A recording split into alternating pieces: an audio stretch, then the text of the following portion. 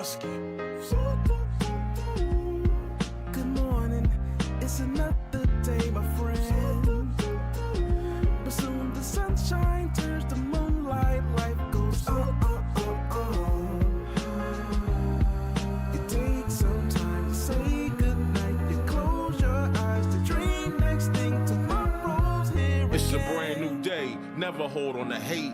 Cause you was placed here to be great. Please take your place. All queens got a seat at my table. Cause without y'all, then the man ain't able. Melanated queen, connected to the universe. And so I gotta thank my mom for my birth.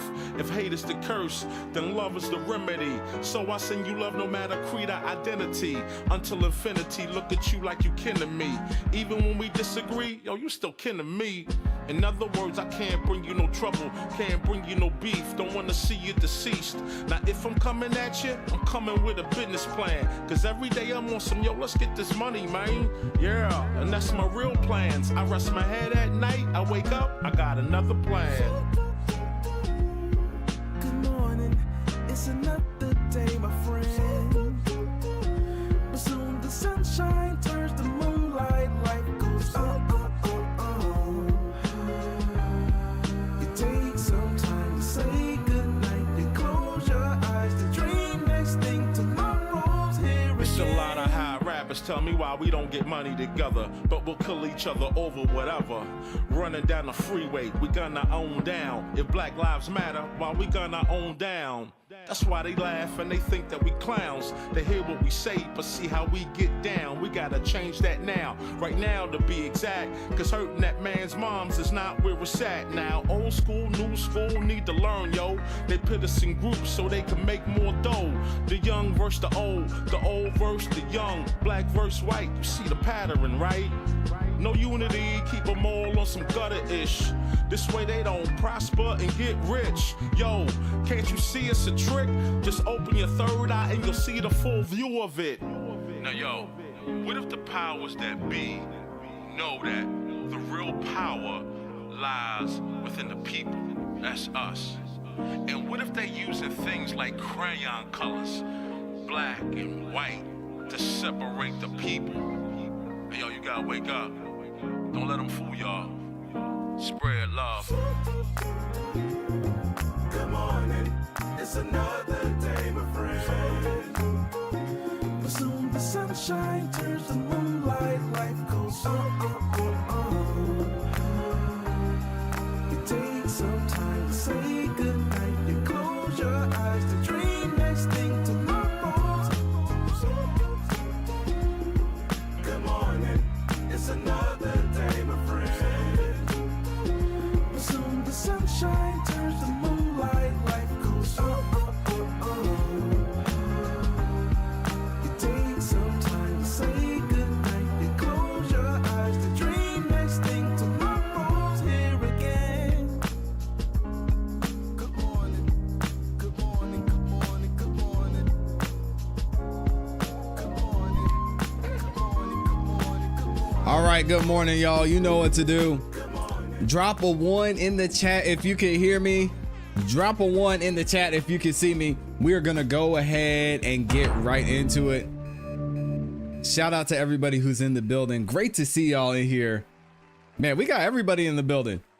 Let's see how we looking up in here. Let's see. We should be good. Oh yeah. Looking all crispy and clean on the screen. Welcome, y'all. Welcome back to another YouTube live stream and another episode of the Music Morning Show. I'm your host, Classy Beats of ClassyBeats.com. Today, we're going to switch it up a little bit. Usually we start the morning out with some YSL trial, but of course, y'all know Judge Whitaker, and I feel like I jinxed it yesterday. Which I never say at the end of a live stream that maybe we'll have a late start today. And of course, we've got a late start. So Judge Whitaker has some things she's have to deal with. We may even see Quindarius Zachary might be back in the hospital. I know Max Sharp's probably heated right now, but today we're not getting into that. Today we're going to be talking about the young Dolph murder trial. Now, a lot of y'all know, sadly, a couple years ago, a Memphis rapper by the name of Young Dolph was shot and killed inside of a cookie store. and just going out throughout his regular day. We're going to find out some more information what went down leading up to that. Now, fast forward a couple of years, and we are here at the trial. There are two, I guess you would say two defendants in this case. It's kind of seeing like there's really only one defendant. We'll get into that in a second, but we're talking about Justin Johnson and Cornelia Smith. So we're going to look into some of the background of what's been going on with that trial. Trial actually just started and the first day was yesterday. So we're kind of doing a little bit of a review, but I think it's going to be interesting for you all to see what a normal, somewhat open and shut case looks like, because this YSL trial has made us look at the justice system. What are y'all doing? But anyway, with that being said, before I get into it, let me say what's up to all the people in here. Y'all see Amy's already up in here bright and early, showing some love. Shout out to Amy, man. And we've got Mr. Tesla in here. We've got Valencia. Focus is in here. Steph is in the building. Nicholas is in here as well. My guy Randall, Nasir, Walter, Papa Bear is up in here. We got Black Astrology Media in the building. Andrea's in here. Susan is back. We got Miss Callie Coco up in here. We got Unita Sims in the building. Tammy's in here. The Elizabeth Wright is in the building as well. We got the World's End. We've got Krisha, D, Fatima, Mixed Chick is up in here. McKinley's in the building. Blue-Eyed Hillbilly. Oh my gosh, we got some of the Cat Not Williams gang in here. Rodney's in the building. Satin's up in here. We've got Grace G, TM. Good to see you. Phenomenal RN is up in here as well. K Barrett, good to see you as always. And then I think I missed a couple of y'all. Derek, Sean, my guy Freddie Harris is up in here as well. Factual Lie, good to see you. We've got Deanna in here. Bombay, good to see you. Patty's in the building. Oh my gosh. We've got Annie is in here. Hopefully I said that right, Annie. Michi's in the building. What's up, Michi? The Honorable Attorney Kel Bell is back in here as well. Said this will be a nice break from the YSL trial. Good morning. Yeah, Kel. I mean, this is going to be somewhat of a normal looking trial. So I think you guys will be relieved to see that the justice system does do its job in some cases, unlike it's doing right now in the YSL in Fulton County. We've got Kat R is in the building. Good to see you, Kat. Wondrous One is up here. And thank you to everybody who's been subscribing, by the way. I didn't mention, y'all know, I don't really talk about things like that, but we just hit 60,000 subscribers over the weekend. Amazing. Thank you to everybody who's shown love and support. And thank you to the amazing Amy. She actually caught it before I did. It's like, congratulations. So shout out to Amy. Chantel Smith is in here. We've got Donkey is in the building. Who else? Derek Brown's in here. We got Kat Reese. I know I missed a couple of y'all. Either way, if I missed some of you, make sure you spam good morning in the chat until I shout you out and say what's up. Let's go ahead and get into this trial because it's going to be interesting. So as I mentioned before, I want to do one thing real quick. And this is the I got to change the sponsors from yesterday. So what I want to do is we're going to rewind to about a month ago. We have the News 3, our channel News 3 is going to give us a little bit of background, what happened leading up to this trial, what the thought process is behind the prosecution and the defense, and then we'll actually get into some of the trial coverage. We're going to be covering this for a couple of hours, and then what we'll do is we'll take a little bit of probably an hour break, and then we'll go right into the YSL trial around 12:30, 12:45. But let's check this out from News 3. Well, we are just weeks away from the highly anticipated trial for the men accused in the killing of Memphis's own young Dolph. The trial date is set for September 23rd, and still many questions remain on what the public can expect. WREG's Quimitra Wilborn spoke to prosecutors who say they anticipate a speedy trial. The judge is announcing today that we're sticking with the trial date, and all parties need to be ready for that trial date, September 23rd. After almost 3 years, the details surrounding the 2021 killing of Adolph Thornton Jr., known by thousands as Young Dolph, will finally be revealed. The two accused gunmen, Justin Johnson and Cornelia Smith, will go to trial on September 23rd.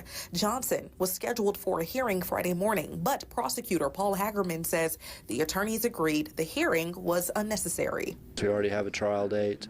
The attorneys got together beforehand, and there wasn't a need for the hearing. Earlier this year, a judge granted Johnson a change of venue request. Therefore, the case will be heard in Shelby County, but they will bring And this is Justin Johnson right here that y'all are seeing. You're going to see him a lot going into this trial too. By the way, give it up for Memphis. Doing things the right way. Making the process smooth, quick, painless, as it should be. Together beforehand, and there wasn't a need for the hearing. Earlier this year, a judge granted Johnson a change of venue request. Therefore, the case will be heard in Shelby County, but they will bring in outside jurors. Hagerman says they expect the trial to last only a few days. We tend to move fast here in Memphis, so I think we're hoping to wrap this trial up in 6 or 7 days. However, the journey to get to this point was slow. Johnson's trial was initially set to start back in June, but his attorneys told the judge that that date would not give them enough time to have their evidence reviewed by experts. Attorneys on both sides of the case have been tight-lipped regarding any details or evidence surrounding the case. We asked Hagerman how many witnesses the state plans to call forward, but he wouldn't say. However, it is believed Justin's half-brother, Jamarcus Johnson, who pled guilty last year to helping his brother escape, may be called to testify as part of his plea deal. Jamarcus Johnson and Hernandez Govan, the accused mastermind behind the killing, have both been ordered to attend the trial. It's unclear if Govan will testify. Hagerman says jury selection begins 1 week before the trial. Reporting for your news leader from the CJC, Quimitra Wilborn, WREG News, Channel 3. And before Govan goes to trial, he is set to return to court on September 9th for a pre-trial conference. All right, so there you go. So that's a little bit of the background. Now, there's a lot more detail that we're going to get into once we start watching the trial as to why they did it, who got them to do it, who was paid, how much they were paid, and little details like that. So y'all make sure you listen in, and we'll stop at some points and give a little bit more background as well. I'm going to play this at 1.5 speed. So if it seems like it's a little fast, y'all let me know and I can slow it down. Here we go. Again, this is Justin Johnson you're seeing right here.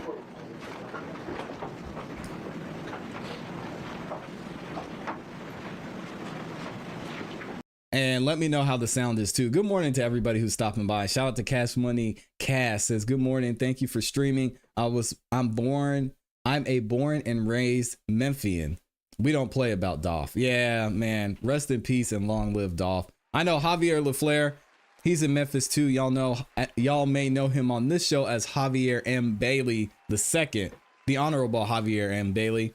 He's an attorney out there in Memphis as well. He said he's been in the courtroom, and we may get him on the show at some point to see what he's thinking about this trial and what he's seeing.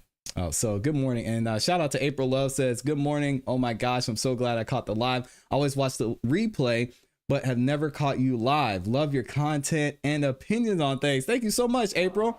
Oh, and before we get into it, real quick, before I shout out my guy, Henry Resilient, if y'all could do me a couple favors. One, if you could make sure on your way in that you like the video, not only does it help the channel continue to grow, not only is it free, but it lets the YouTube algorithm know that you guys are enjoying the show and it shares it with more people. All right. And then the second thing is I'll be reading super chats throughout the show. So if you guys send in super chats, it is appreciated and I will make sure I acknowledge your comments. Excuse me. Speaking of, Henry Resilient is in here with the 5 bomb. And what does he say? He says one of the killers threw his whole life away for $800, but ends up having a $500K lawyer. Yo Gotti had to know his brother put $100K on Dolph's head. Yeah, we're going to get into it here in a second. And salute and big shout out to Henry Resilient. Y'all go check him out. If one of the mods, Henry could drop it in the chat. I know he won't. But if one of the mods could drop a link to Henry Resilient's channel, super amazing content creator, and he's helped create this channel and get it to where it is now. I mean, everything you're seeing here, all the growth you're seeing on this channel, Henry Resilient had a big part in that. So thank you so much, Henry Resilient. He said, do not post my channel. He always says that. I don't know why. Now we're going to show Henry some love. Here we go. Thank you, Henry. You can remain standing.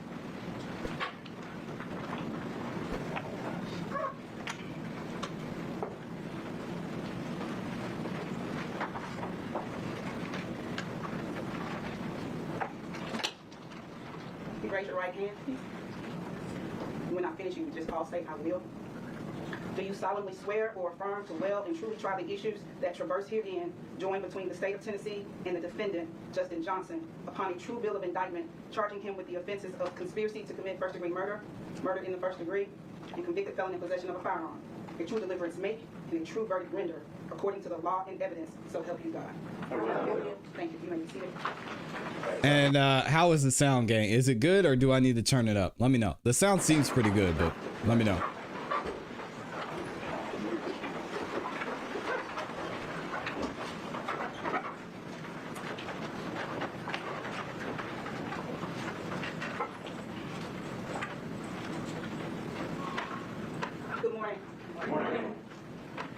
Before we begin the trial, I would like to tell you a little bit about what will happen during the course of the proceedings. I want to describe basically how the trial will be conducted and what the attorneys, jurors, and the judge will be doing over the course of the trial. At the end of the trial, I will give you more detailed instructions on how you are to go about reaching your decision. But now I simply want to explain how the trial will proceed. The defendant has been charged by the state of Tennessee with a violation of state law. The document containing the charges is referred to as an indictment. An indictment is a formal accusation charging the defendant with a crime and is not evidence of anything. How's that? The defendant has pled not guilty to all the charges.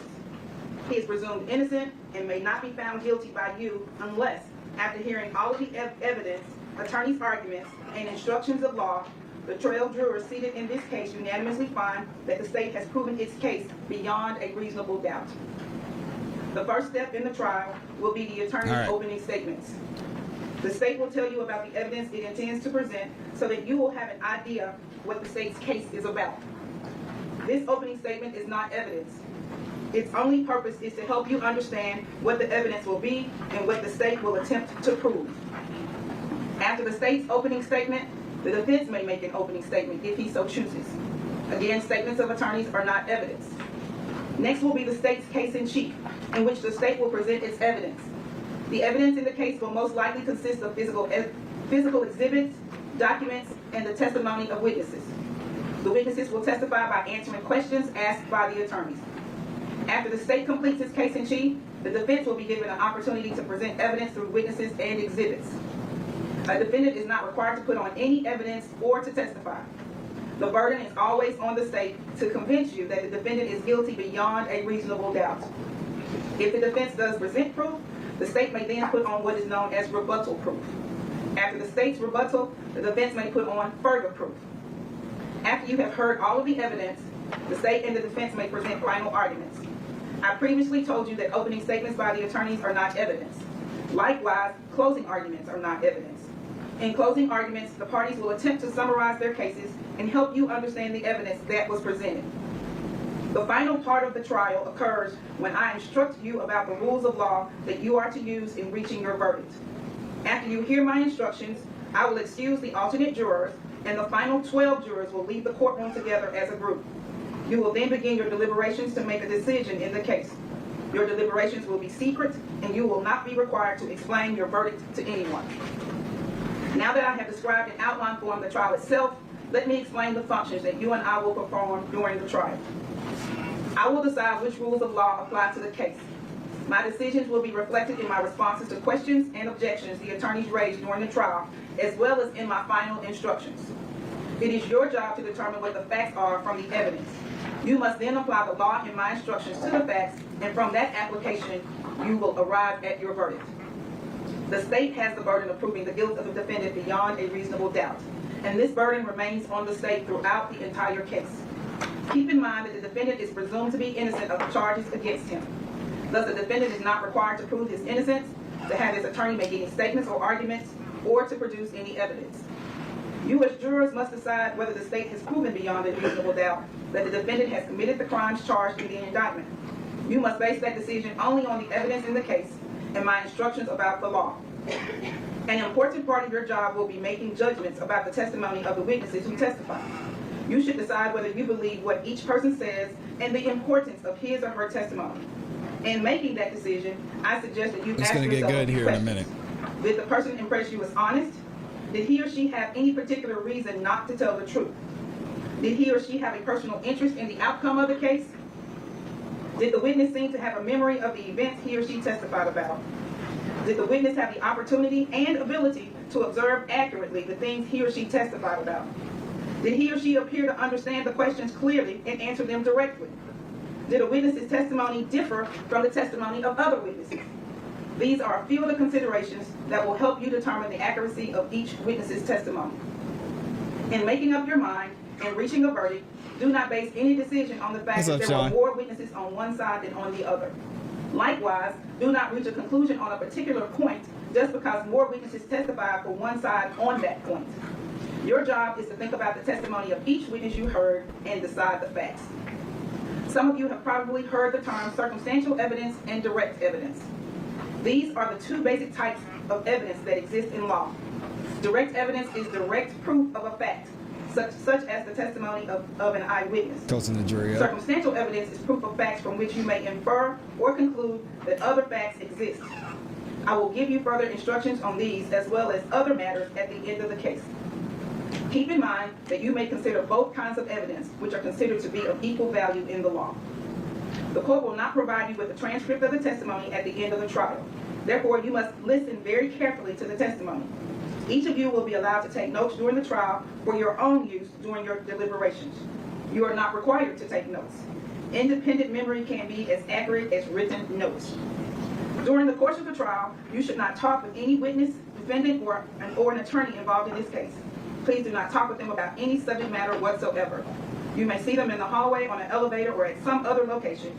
If you do, they're getting right into it. The rule is to not say anything. So You also should not discuss this case among yourselves until I instruct you on the law and you start deliberating at the end of the case. It is important that you wait until all the evidence is received and you have heard all of my instructions on the rules of law before you deliberate among yourselves.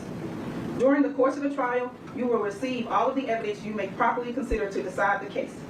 Because of this, you should not attempt to do any research on your own or gather any information on your own that you think might be helpful. I do not know if there will be any media reports in the newspaper, on television, on the radio about this case. You are not permitted to read, watch, or listen to any reports. You as jurors must base your decision solely on the evidence you hear in the courtroom. At times during the trial, an attorney may make an objection to a question that is asked by another attorney or to an answer that a witness may give. This simply means that the attorney is requesting that I make a decision on a particular rule of law. Do not draw any conclusions from the fact that an objection was made or from my ruling on that objection.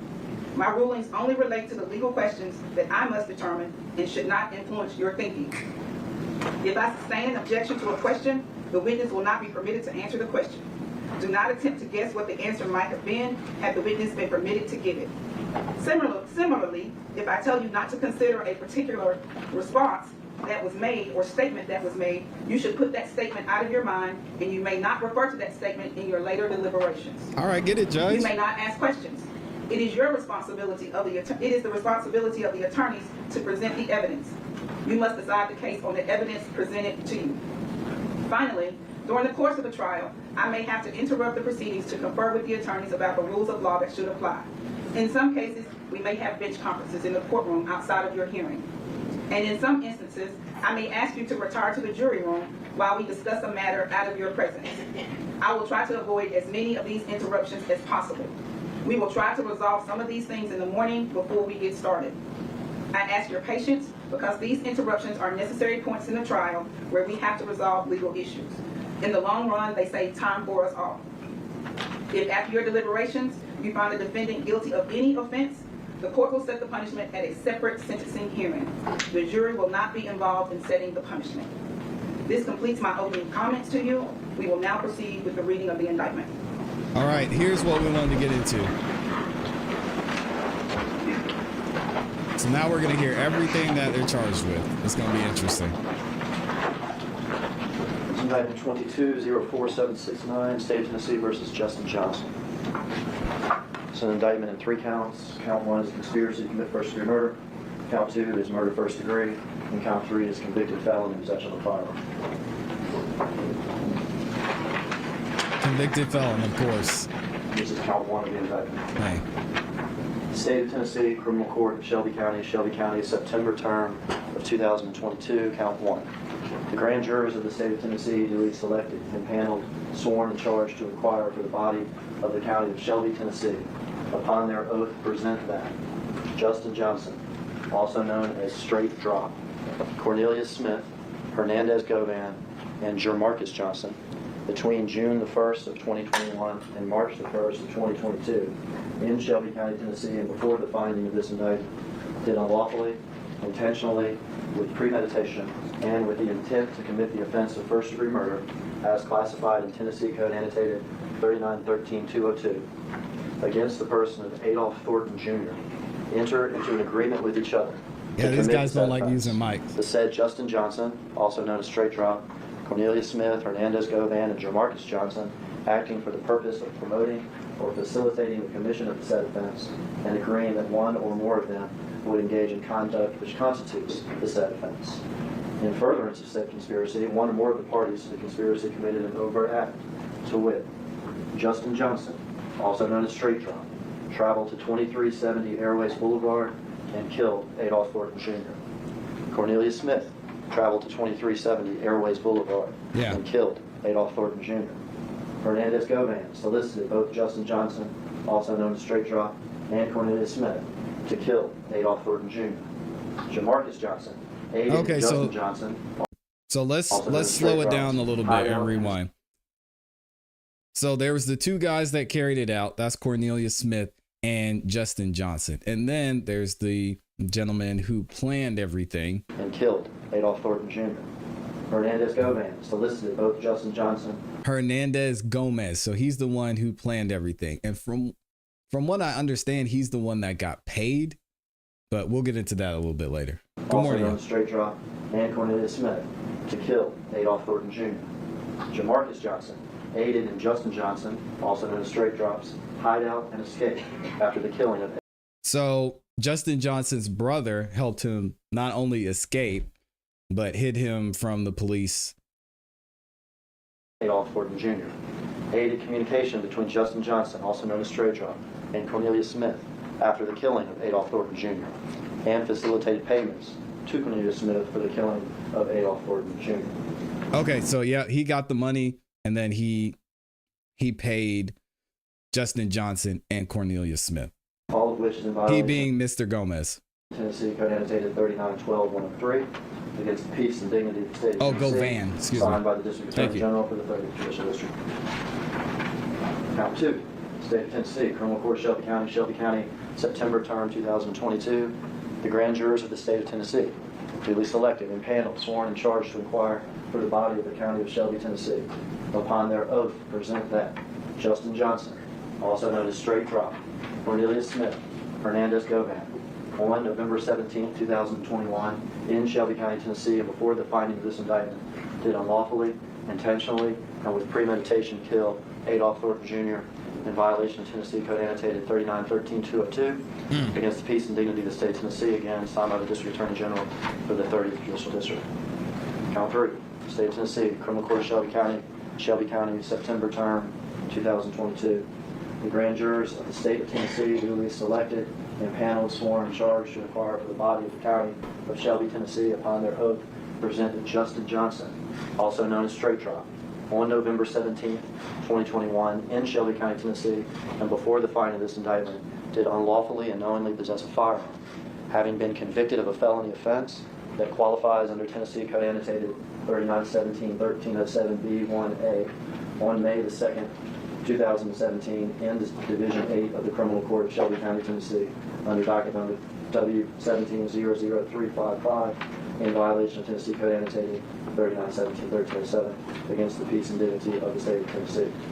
Going in reverse order, that third count was convicted felon in possession of a firearm, that second count was murder in the first degree, and that first count, the long one, was conspiracy to commit murder in the first degree. It's signed by the foreperson of the grand jury, a true bill having been returned on November the 10th of 2022. Mr. Justin Johnson, how do you plead? Yeah, not to mention Sean makes a great point. He says, you think Atlanta's small, Memphis is much smaller, word travels quickly, and did after Dolph's death. Yeah, not to mention, this isn't a RICO trial too. So, I mean, it's pretty simple to narrow down and pin down one person. Even we've seen in the RICO trial, they've got so much information on Woody, on Monkton, on Quindarius Zachary. So they've got evidence on pretty much everybody. The issue they're having is tied in all to Young Thug, which we haven't seen yet. So these type of cases, it seems like it's going to be pretty straightforward. Mr. Johnson, please not guilty. Thank you. Okay. And welcome to Memphis. Two things first. I told you last week. There's going to be cameras. There's going to be TV cameras. You hear them clicking, right now. When you stood up to take the oath, you probably heard them clicking too. But like we told you last week, and what the judge has instructed each and every one of them, is they cannot film y'all at all. When those cameras were clicking when you stood up to take the oath, they were taking pictures of the judge. As I'm talking to you now, they're taking pictures of me, but not y'all at all. Not at all. Second thing, like I told you last week, we don't have the big windows looking out into the city. We don't have the fancy wood benches in the back. Our room is a third of the size of what we were in last week. That wood behind it, probably not even wood. We got a lot of carpet. But in Memphis talk, we still call this a courtroom. And in this courtroom, the words we talked about last week, presumption of innocence, elements of cases, charges, criminal responsibility, they're not just words. They're the law, and we take an oath to take them seriously and to follow them, even without the fancy wood benches or the big windows. We call this a courtroom. And in here, our job is to apply the law to the facts and to do what's right. Welcome to Memphis. Welcome to Memphis, November the 17th of 2021, in the middle of the afternoon, just after noon, about 12:20, 12:21, 2, 3, 4 in the afternoon. And these are opening statements right now, by the way. I don't know why they don't have the camera on the attorney. I'm going to see if I can get y'all some closed caption, because he's mumbling like a bitch. Woo-wee. Here we go. Yes, sir.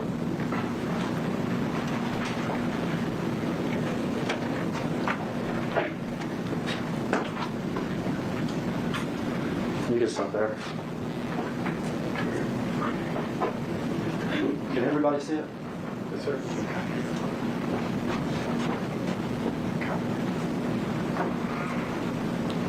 This is Memphis, Tennessee. This neighborhood is close to the airport. It's called Orange Mound. It is a historic neighborhood in Memphis. One of the first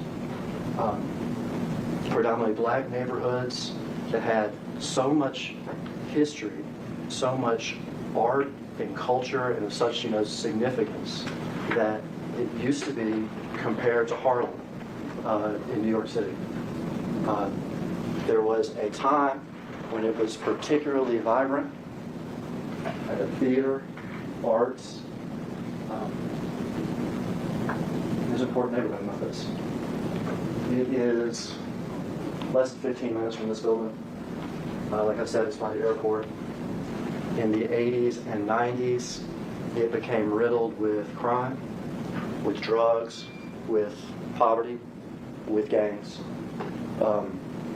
It is trying hard nowadays to make a resurgence, to go back to what it was. There are families that have lived there for decades, generations. There are businesses and other things that have been there for decades. What we're looking at here is one of those Memphis businesses, a family business. This is the storefront of Makita's Cookies.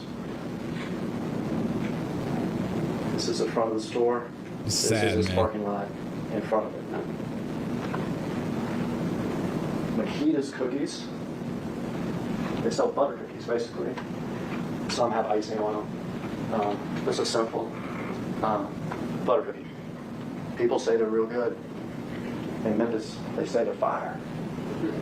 So we got a cookie store that sells fire butter cookies in the middle of the day at 12:21 in the afternoon. Mr. Harris, you're standing in front of him. Thank you, Tricia. So there's young Dolph pulling up. You can stop it here. Which I'm sorry, y'all. I don't know what's going on with the sound and why it sounds like we're in a wind tunnel, but that's weird. All right. So in 2021, people thought that was like a Lamborghini or something because they hadn't seen the new Corvettes yet, really. They weren't around. That is, in fact, one of those new Corvettes. It has a special wrap on it, is what they call that. It's not something you can buy, from the dealership. You have to get that done yourself. Well, here, that's a special wrap that the Memphis rapper, artist, Young Dolph, had on several of his vehicles.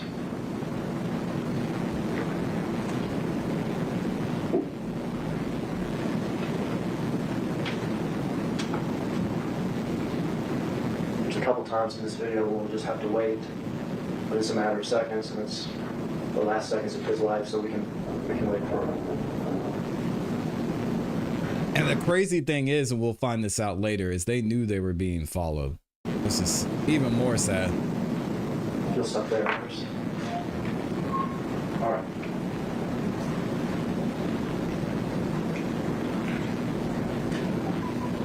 This taller man here in the yellow shirt, blue jeans, white shoes. That's His Dolph. name is Adolph Thornton Jr. You've heard me read it a couple times now. He grew up in Memphis. The neighborhood he grew up in was Castalia, not terribly far from this, also a neighborhood in South Memphis. You'll see a member of his family testify this week. She'll tell you a little bit about his background and his family. I'll tell you a little bit about him right now, though. He is an ambitious young man who is a rapper. He's doing a lot for the community too. Who rapped about the things that he saw growing up and that he sees in his neighborhood in Memphis. Some of that is drugs, some of that is violence, some of that is crime, some of that is gangs. Whether or not we agree or disagree as to whether or not that subject matter, are things we should be listening to or not, I can assure you, it's real. He rapped about stuff that was real. He rapped about stuff that was real. And one of the things that meant everything to him in terms of what is real is he wanted to make it for himself. He wanted to make it for himself. He wasn't interested. He wasn't interested in joining others. It was all about making it himself. He felt like when he grew up, he called it his come up. That's what he called it, his come up. That it was rough and hard, but it was important that he got through it himself, and he wanted to make it for himself. And he made it for himself as a rapper, as an artist. Young Dolph. Yeah.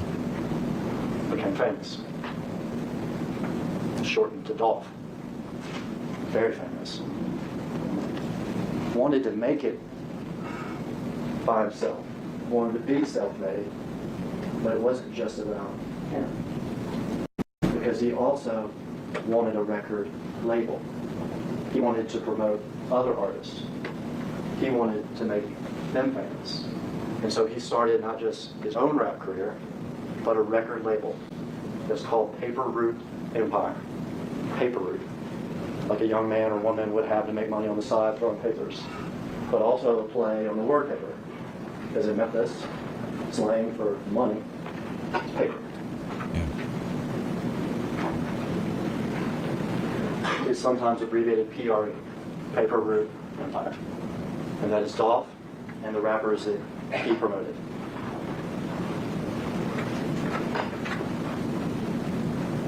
trying to make it on your own is obviously hard. In this game, trying to make it on your own can create enemies. PRE, Paper Route Empire, his label, is not the only label in Memphis. He's not the only famous rapper in Memphis. Another label, One of the biggest though. CMG, Cocaine Music Group.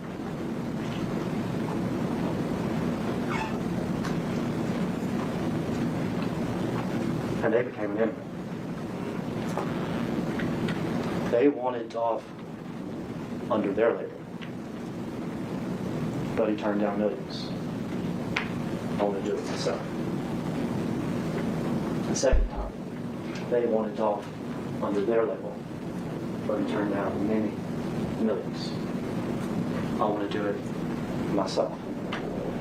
And in this game, whether it's smart or not, there are things called, as in Memphis, we call them diss tracks, D-I-S-S. A rap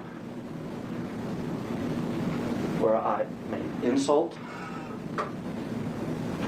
level whatever sort of insults and everything else I want to in the song itself. And Dolph had plenty of those. It's sad. It's Plenty of sad. those directed at this other Man. label, the Cocaine Music Group, at their artist, and at their number 2 person. His name is Big Joke, the number 2 person of Cocaine Music Group. Through the years, and I'm talking years before what we're going to watch, having nothing to do with Mr. Johnson on trial, there were highly publicized incidents of violence directed by CMG against Dolph. He even wrote songs about it. Bulletproof, 100 rounds. And he also spewed out the disses and the insults. Yeah, here's the thing, man. Y'all got to think about this. I see what y'all are saying about the security and about this being prevented. If someone wants you dead, you're going to be dead. From the president of the United States all the way on down. I mean, unless you just don't go anywhere, you stay in the house, and even then, it's going to be hard to prevent. It's just, if someone wants you dead, there's not much you can do.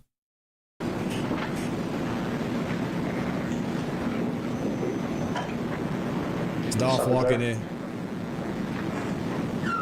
This man here got out of the car with Dolph. That's Dolph's brother, his Marcus. His name's Marcus Thornton. His brother, his friend. This thing that we're about to watch has had a terrible impact on Marcus. Not just his brother and his friend, but he also works security for Dolph. In fact, as Marcus walks in this cookie store, he has a gun on his person, and he has another gun in the car. Dolph is well aware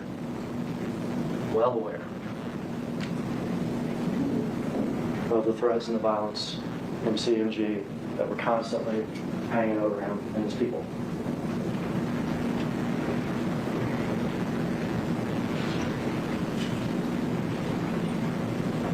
We'll wait 30 seconds.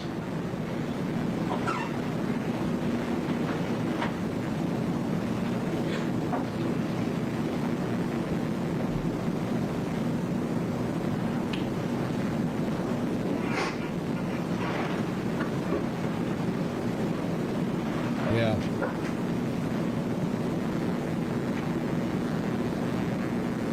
Yeah, Freddie, you can't relax. There they go.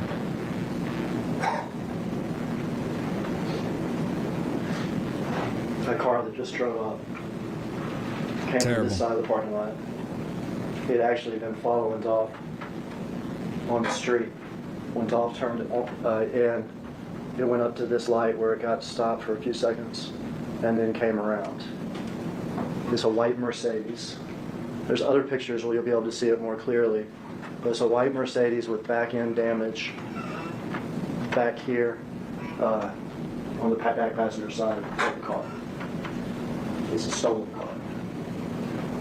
It's a stolen car that our defendant here, Justin Johnson, traded for one car for another at a gas station about 10 hours before this murder happened. This man got out of the passenger side of the white Mercedes. Door was still open. We saw him run to the parking lot. He's here with a Draco. large semi-automatic weapon. He's in a hoodie, he's got sweatpants, and he's got white shoes. We'll see a second man come out of the car too. Those two men that we're gonna see come out of the car, they're gonna gun Dolph down. He's inside the business. He has walked over to sort of where the bathrooms are in the business. He's as close as I am to y'all. Terrible. There's the window, and he's getting shot through the window. Both of these men will shoot. This one in particular, it looks like he's never shot this type of gun before. It's because he probably hadn't. The second man out of the car who's driving is our defendant, Justin Johnson. Neither one of these men are professional hitmen. It looks like they don't take tactical shooting stances because they don't. Let's watch Mr. Johnson get out of the car.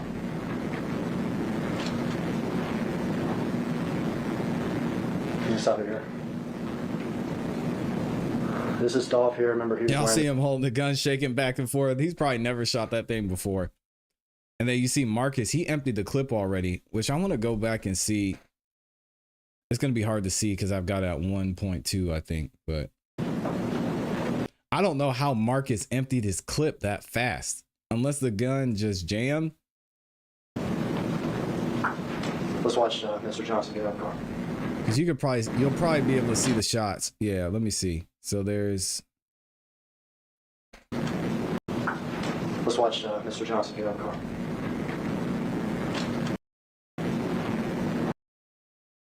So you see there's shots coming out here. It's probably where they got hit. There's shots coming out. Dang, man. Marcus was... I don't know what he was shooting at, but he was trying to get headshots apparently. Because you see shots fired up here. Let's watch Mr. Johnson get out of the car. Watch it. It's quick, but you see it right here. Bang, bang, bang, bang, bang, bang. Stop it here. This is Dolph here. Remember, he was wearing the yellow. Yeah. This is Marcus. Remember, I told you he had a gun. He tries to return fire as these two men quickly shoot Dolph. Dolph's body's riddled with bullets. He shot all in the back, in the face, in the neck, in his arms. I think he had a switch on it. The first man out was Cornelius Smith, and he has that semi-automatic weapon, shooting wildly into Dolph. The second man out was Justin Johnson, who has a handgun, who's firing at Dolph as he lays on the ground. Yeah, I mean, if these guys would just learn, well, I'm not going to give advice to dudes doing this type of thing, but if they would just learn how to actually shoot, you wouldn't need a switch. It's a waste. You might get one shot to land unless you're at super close range. If you just learn how to shoot and have proper form. But anyway, I hope they don't. I hope they keep missing. Back once he hears the shots. Now we see him emerge from the building. Can't tell in the video, but Marcus actually hits Cornelius in the shoulder. Shoot back. They have that deer gun. I'm going to spend some time with two things. This Mercedes, these two people, Justin and Cornelius, they didn't fall out of the sky on a Wednesday at 12:20 in the afternoon at a cookie store. They had been looking, they had followed them, and for them, this is just business. This was just business. They don't even know each other that well. Let's start with Cornelius. Cornelius is from this neighborhood, Orange Mound. He's in his early 30s now. Cornelius has had a serious drug problem. He does ecstasy and Percocet. He gets his drugs over on Bradley Street, just over 2 miles from the scene, from a man whose name you have heard, Hernandez Gobin. They don't call him that, though. They call him Quet. His middle name's Marquette, and it's shortened to Quet. So Cornelius gives his drugs. Yeah, switches are so dumb. Quet is what in Memphis we call an old head, older guy, lives in the neighborhood, lifelong criminal, in and out of jail through the years. Quet sells drugs. Quet gambles on sports like crazy, online sports stuff. And then Quet tries to identify young rappers and tries to shop them to CMG, hoping to get a cut, hoping to hit it big. Years ago, he and his brother missed out on one of those big rappers. But Quet knew a young rapper who he was in the process of shopping to CMG. And that young rapper is Justin Johnson, who goes by Straight Drop. Sometimes I just call him Drop. So Quet's the common person. He knows Cornelius from the neighborhood, knows him well, sells him drugs. He knows Justin Johnson. He's trying to get him to be the next CMG rapper. But not just that. All this over a rapper. The business is not just rap. Because Big Chook, the person I told you about before, that number 2 guy at CMG, he's put out a hit. A hit. $100,000 to whoever kills Dolph. Dang. He has met with Justin. He has met with Cornelius. And they think they're ready to do it. Wow. They're definitely willing to do it. For Cornelius, it would be 50 grand, I guess, that he could waste away on Percocets and ecstasy. For Justin, it's 50 grand, but also a chance to make it big with CMG. To become the next famous. So Justin was trying to become an artist under CMG. And then of course Mr. Govan, he's the one who set up and facilitated this entire thing. Sad, man. To become the next famous Memphis rapper. Straight Drop. They were sent here. They were sent here. But not professional hitmen. Not even monsters. I'm not going to call anybody a monster. This is just business for these two. Money It's for just Cornelius, business. money and rap fame for Justin Johnson. They did the best they could, really. Stolen car. Better to use a stolen car that can't be traced back to me. When we still shot the video, you'll see that they're wearing gloves. Afterwards, the guns get disappeared. The car gets ditched in a neighborhood and wiped down and moved and wiped down and moved. Their plan is to go their separate ways and just disappear into Memphis. They did the best they could.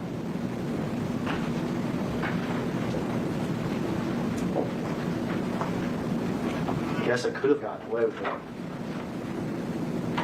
You get the guns gone, you get the car wiped down, get the car hidden for long enough. You're wearing masks, you're wearing hoodies, you're wearing gloves. Do it so quick, but it takes seconds. You get in, you get out, you get separate, you get disappear, and I guess you get away with it. That's what it seemed like. Not in There's a Memphis, problem. they said. There's a problem there. Still staring at us. One of the big problems. It's not 1981. It's not 1991. It's not even 2001 when I started in this building. It's 2021. It's 2021. And what I started talking to you about when I first stood up, what you didn't think about, what we don't think about, almost ever anymore.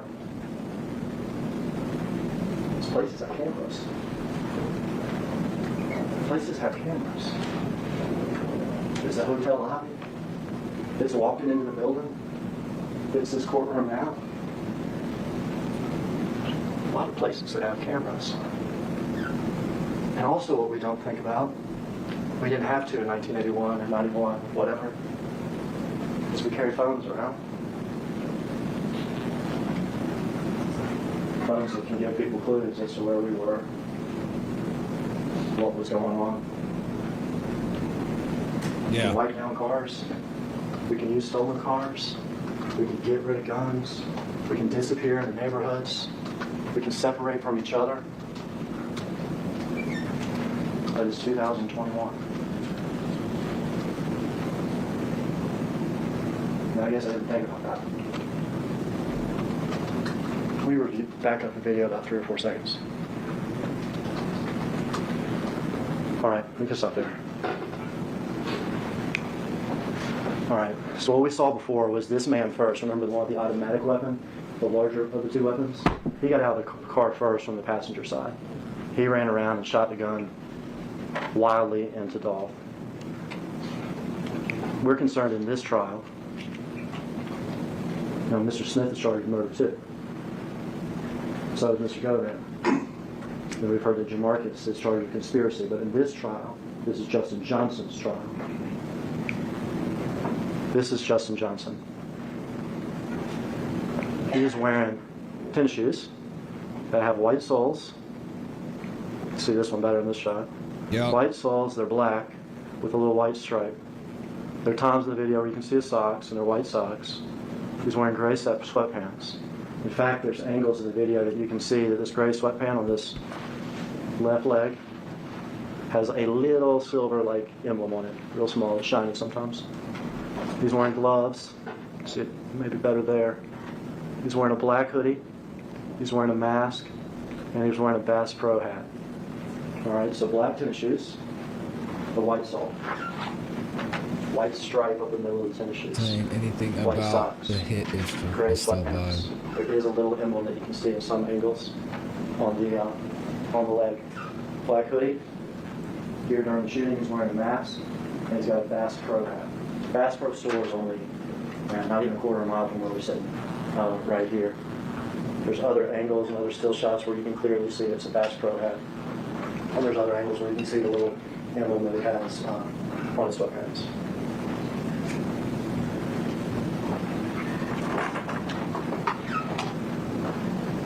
Yeah, quick question.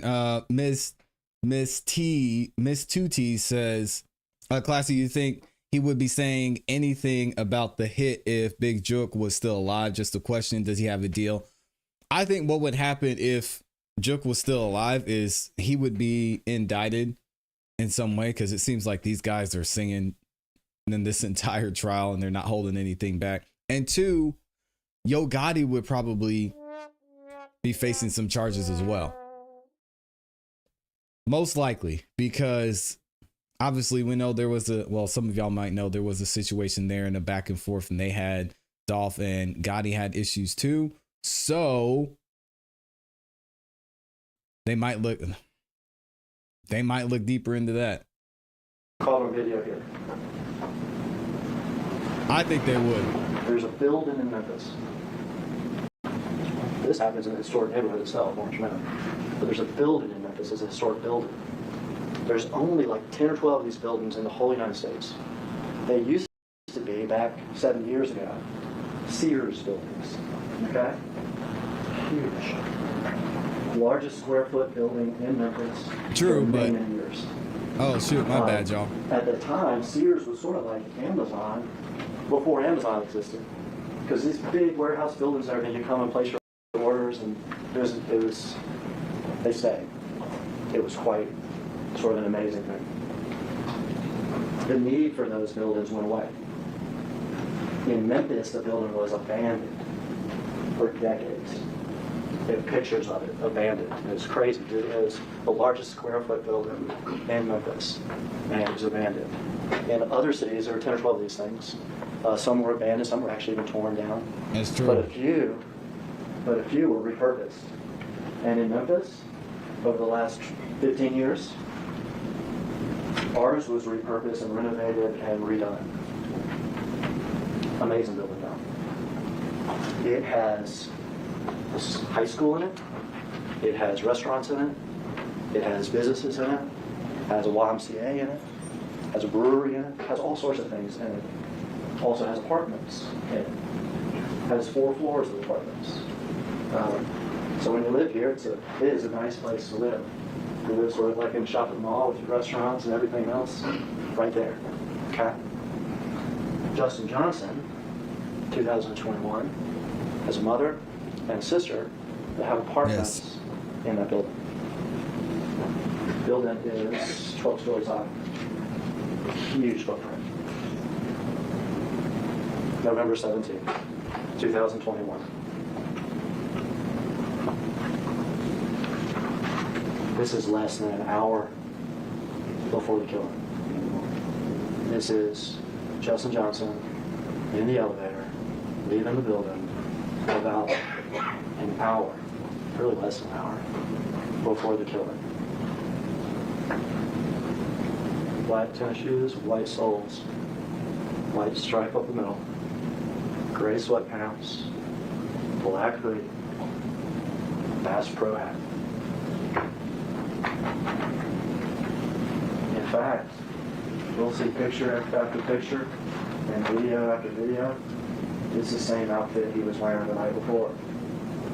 We'll see him in this outfit from 2 o'clock in the morning, same day, all the way up to leaving the building right before the killing. The exact same outfit as that man in the video. I guess as to what kind of car he got caught leaving it at the parking garage of this building. He's telling the whole story. White Mercedes with back end damage, just like the one he's seen in the video. Less than an hour before.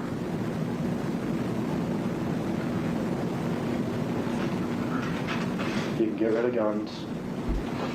You can wipe out cars. You can disappear in neighborhoods. But it's not 1981. It's 2021. And from 2 o'clock that morning to 12:23 the same day, he is called.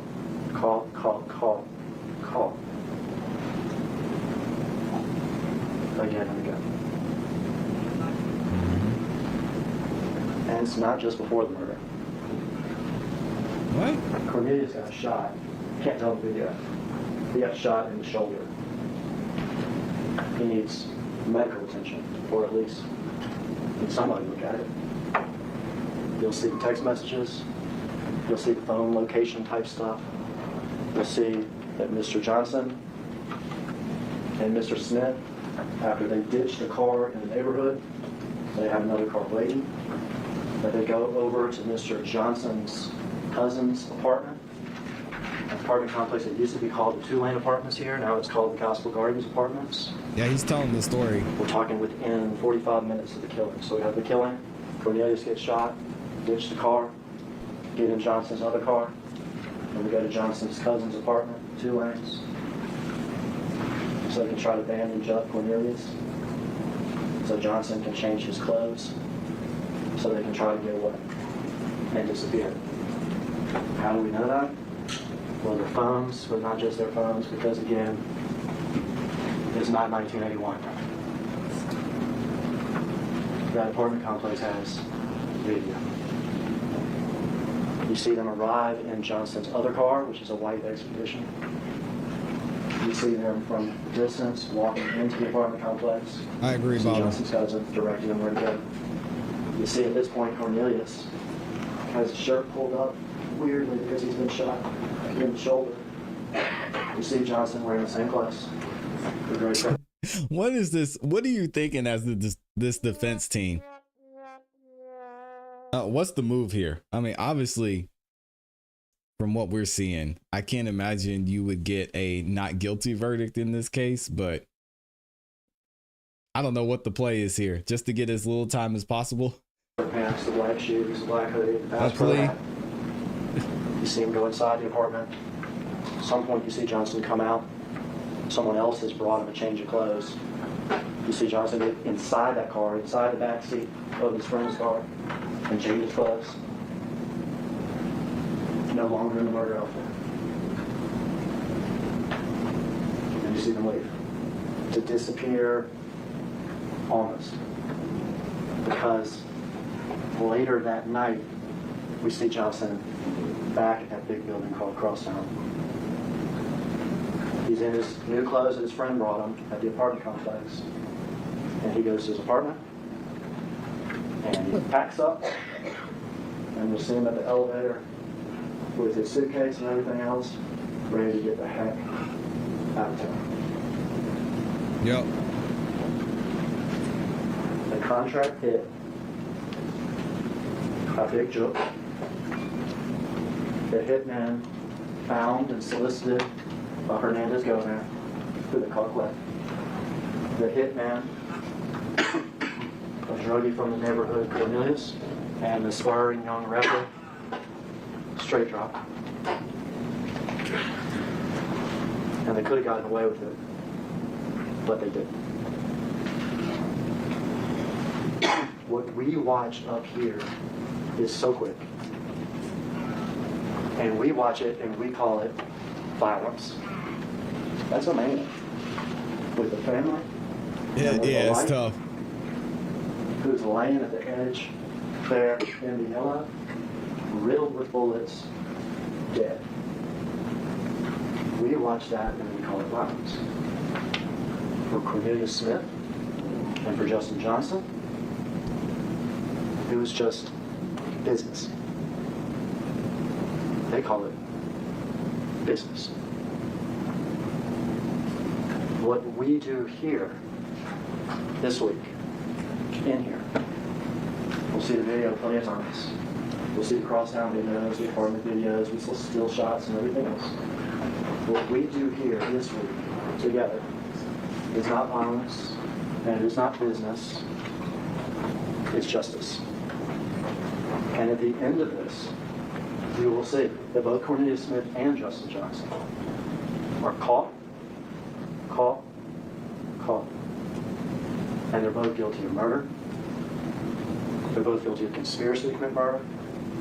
And Johnson, as he is a prior felon, is also guilty of convicted felon in possession of a handgun. And again, call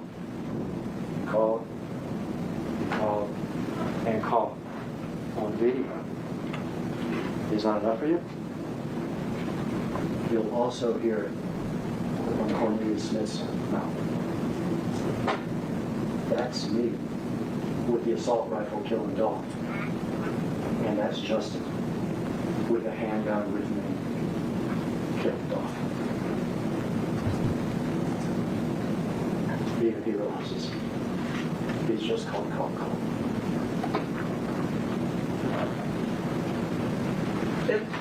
Thank you, Judge. Great opening statements by the prosecution. Yeesh. Good morning. Good to see you. Thank y'all for being here. Oh, we can It's actually an hear him. important day. It's going to be an important week. As you all sit in judgment and you evaluate the evidence in this case. And as we talked about in Ward Iron, Mr. Johnson sits before you innocent. And he'll remain that way. Because at the conclusion of this case, once you've viewed all the evidence and heard all the testimony, you will not be convinced beyond a reasonable doubt that he did this. Because he didn't. Now, Mr. Haggard was a very skilled attorney. All right, here we great opening statement. But there's always two sides. And there are certain things about this case that I'm going to urge you to be paying particular attention to. Interesting. Here we go. You heard a little bit about Govan, and I anticipate you'll get to hear from Govan in this case. You already heard you're going to be hearing from Mr. Smith. You know, and Mr. Hagerman talked about Mr. Govan and said he liked to, you know, get an interest in young rappers, right? He liked to exploit. Ah, here we go. I see exactly where it's exploit going. young rappers. Like Mr. Johnson. He brings no skill to the table, but you're going to hear testimony about how he intended.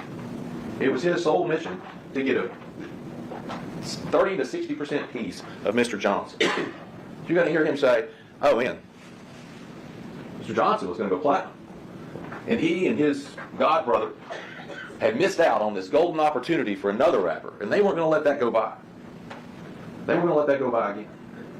And so he gets his claws into Mr. Johnson. Me too, Amy. All right? And what you're going to hear is, as the process goes on, is the idea is that he's going to sign with CMG, Mr. Johnson is. But there comes a point in the road where what Mr. Govan wants, which is a meal ticket, the payday, and what Mr. Johnson wants, differ. And you're going to hear about how they take this trip to Atlanta. And the whole idea is that they're going to go to Atlanta, and this is Mr. Govan's chance. He's got another guy he's going to bring in to help sell the management contract, which is going to get him this massive piece of this young up-and-coming artist. And you're going to hear, this is about September of 21. This is right before November. And you're going to hear that they go to Atlanta to meet Jook, who is one of the higher-ups at CMG. Atlanta doesn't miss. They go to Atlanta, and while in Atlanta, Mr. Johnson decides, I'm not going to go your way. I'm not going to go your way, Govan. I'm not going into business with you. I'm going to do it without you. And at that moment, I anticipate you're going to hear Mr. Govan say he was really mad. He felt some kind of way about the fact that he had, in his mind, his perception was he had done all this to help this up-and-coming star, and now he was going to be left to the wayside, and he wasn't going to get a piece. And he's so angry that he leaves Mr. Johnson in Atlanta. Dang. And Mr. Johnson has to find another way home. You know, Mr. Hagerman talked about, you know, it's not 1981, right? It's 2024 now. It's 21 when this happened. But there are certain things that are as old as time. And that's greed, right? Pride, and deceit. And that's what Mr. Govan has, is greed. And then he gets angry. Because if he can't get a piece of this young artist, nobody can. Nobody can. Dang. It's time to tank this one. Because he's not going to go for it. And Govan, you're going to hear, and the state has said, is soliciting. He's in the middle of this thing with Dolph.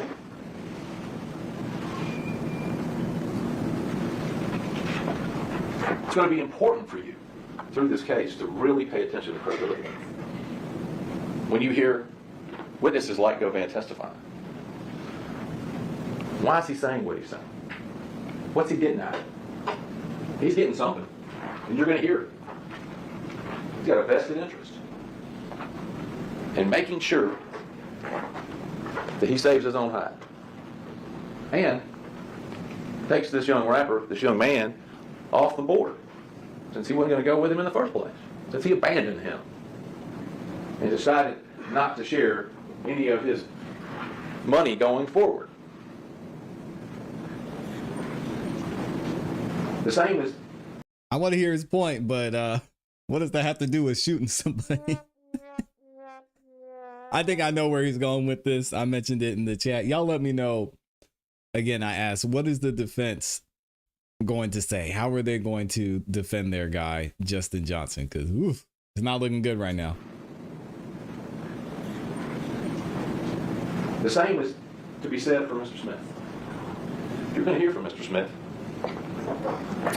And Mr. Hagerman tells you, he says he's going to tell you that was me and Justin. You will also hear about other things Mr. Smith has said during the same time that he's been meeting with the state, meeting with law enforcement, trying to save himself. And why he's doing this, why he's meeting with them and telling them this story. You're also going to hear he's writing letters to his family and telling his family, I didn't really do this. I didn't really do this. I'm just going to get the deal. I just want the deal. I want you to know I didn't do it. I'm just saying what I got to say to get myself home. How much bigger of a motivator could someone have? And it makes you question. If he's saying those things to other people, how do you know the truth? How does the state know the truth before they put him up, right? So he's a victim. You know, Y'all you're hear right, this? 2021. There's video. And I'm going to tell you now, similar clothing doesn't equal the same. All right? Wow. All right. Video's going to show what it shows. You're going to be able to watch it, evaluate it, look at it. The crosstown videos and pictures that they show you. Look at them, evaluate them. Absolutely. But similar doesn't mean the same. For mass-produced items, you have to ask yourself, is there anything particularly significant or unique about those items that couldn't have been obtained by another person and worn by another person? And look, if that video on its own and the other part of that was enough, why would we need to hear from these other folks? Why would we need to hear from them? They want you to hear from them. They need you to hear from them because there was references of cell phone information. That cell phone information isn't going to be able to pinpoint where they are or where these phones are. That area has all sorts of other locations in it. You're going to hear, you heard the car was wiped. You're going to hear that they did fingerprint analysis on the car. Cornelius Smith's prints are on the car. Another individual named Kristen Gardner on the car. Interesting. Another gentleman named Trayon Ingram on the car. You know whose fingerprints aren't on the car? Justin Johnson. Uh-oh. It's getting interesting. And if it was wiped and then moved and wiped, as the state suggests, then how are their prints on? You're going to hear that they did touch DNA, right? So lucky. It's not 1981 anymore. We got touch DNA now. Forensics has come a long way. Crime scene unit went into this car and did several swipes for touch DNA. Guess what they found? They don't have anything saying Justin Johnson's DNA. Uh-oh. The car that they got, a dude got shot, according to Cornelius Smith. I mean, he got shot in the shoulder. No blood in the car. That we're going to hear any forensic analysis about. How is that? Interesting. These are the things that you as jurors will have to pay particular attention to throughout this case.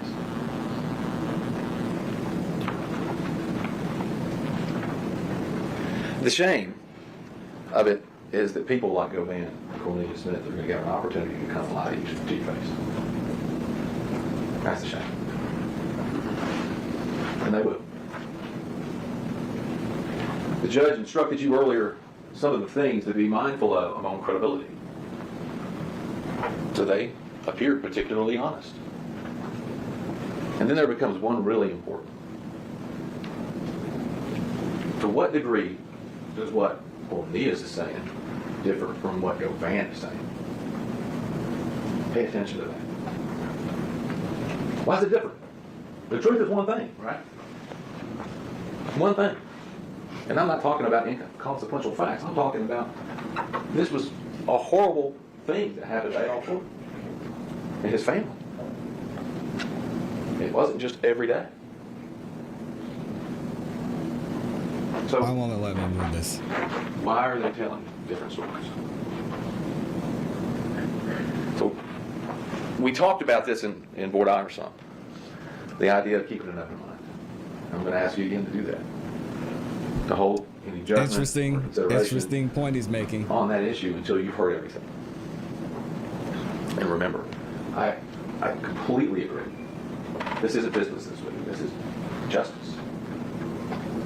And as we talked about in Board I, your job is to mete out justice in this case. Absolutely. A life was lost. Absolutely. But as we talked about in Board I, and you all agreed, it's never justice if you convict the wrong person.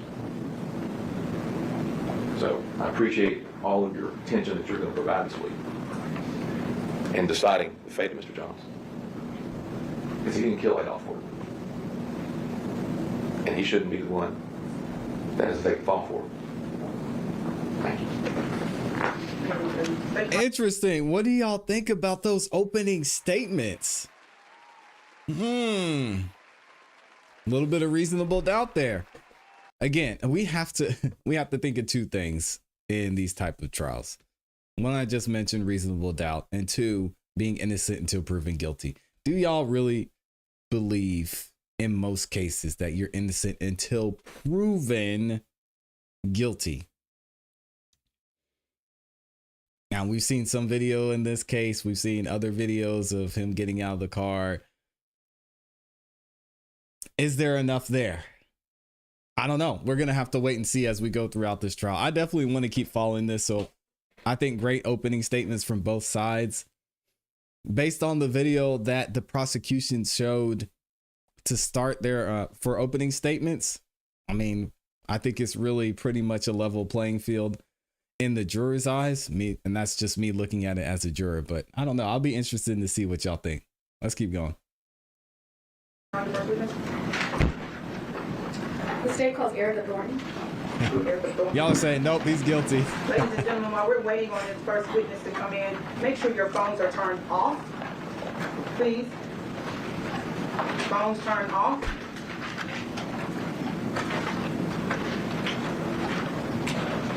I don't know. We'll have to see what they say. If anyone feels like that they won't be able to handle emotionally testimony, things they might see, I ask you to leave. Please, remove yourself. There will be no outburst.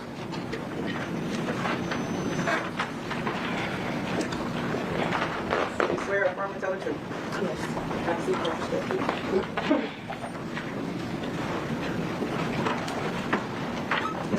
Good morning. Good morning. Could you state and spell your name for the record? Erica, E-R-I-C-A, Thornton, T-H-O-R-N-T-O-N. Thank you. Did you know? I think here they're just gonna talk to the family and they're not showing their faces. I want to skip ahead because we don't need to hear from the family. We know what's going on there. So let's go until they actually start back with the trial. Y'all give me 1 second. And again, if you haven't liked the video, could y'all please like the video? I'm gonna beg for likes every single live stream until I'm done making content on YouTube. So if y'all could like the video, I would appreciate it. Man, they took a long break. God dang. Here we go. They took a 3-hour break. What happened? 2-hour break. Here we go.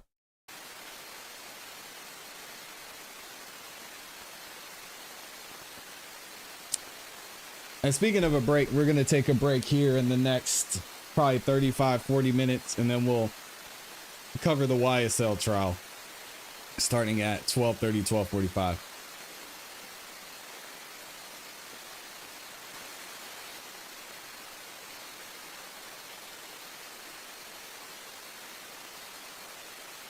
Boy, this camera's sound system is terrible.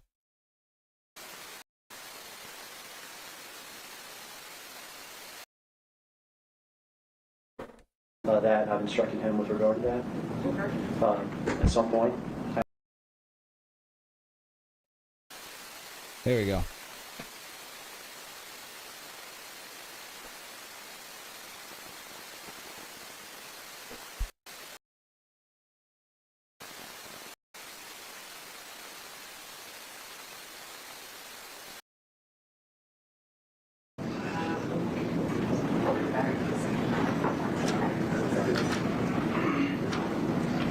Thank you, Gwen.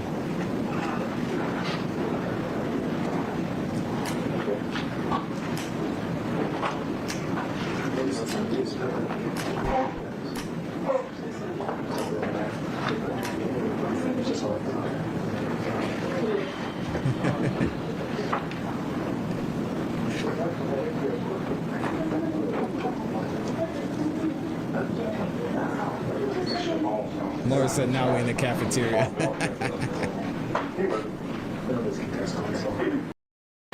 I'm trying to get us there.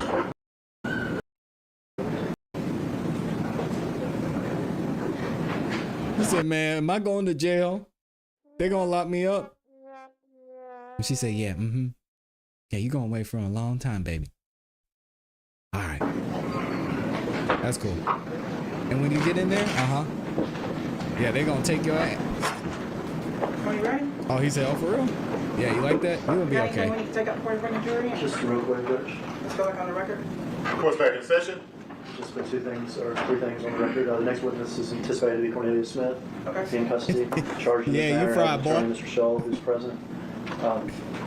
Instructed him, like I said at the start of the trial, told him I'm not going to ask any questions of him having to do with eliciting any testimony about other crimes that he and Justin may have allegedly committed together, things like that. So I'm staying away from that. I've instructed him with regard to that. At some point, after Mr. Smith testifies, he'll be going to prison, and his safety of prison is obviously a concern.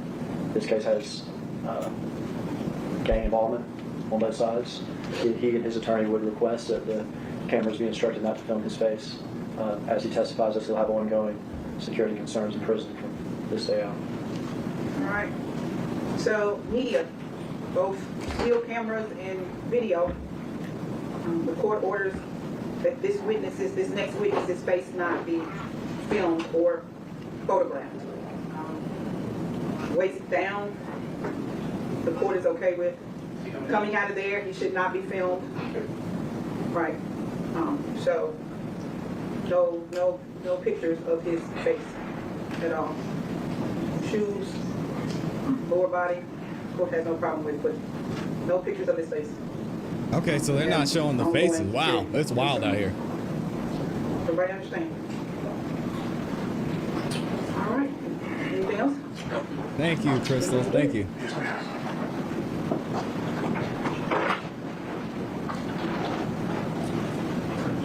I can't believe we hit 60K. Y'all know, shout out to Crystal Pontiac for a second. Y'all know my goal the end of this year was to hit 20,000 subscribers.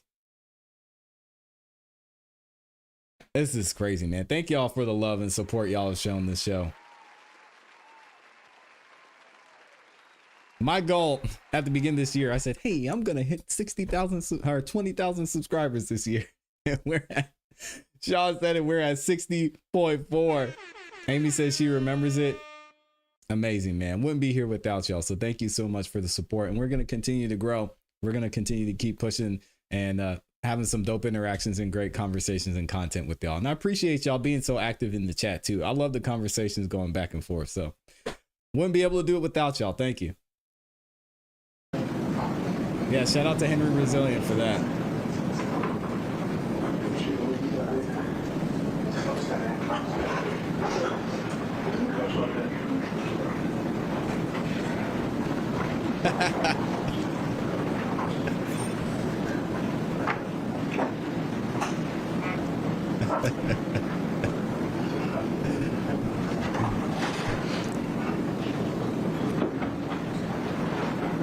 Thank y'all.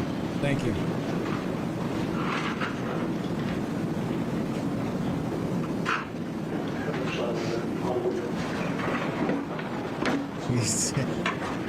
That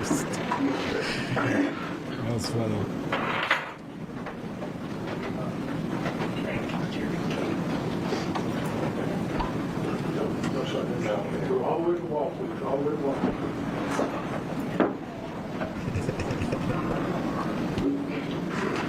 All right, let's get it together, Memphis. Now, y'all were moving smooth, but my ears are gonna be tired once we get into the YSL trial. I'm gonna be like, man. Here we go. All right, there we go. You may be seated. We're standing for you.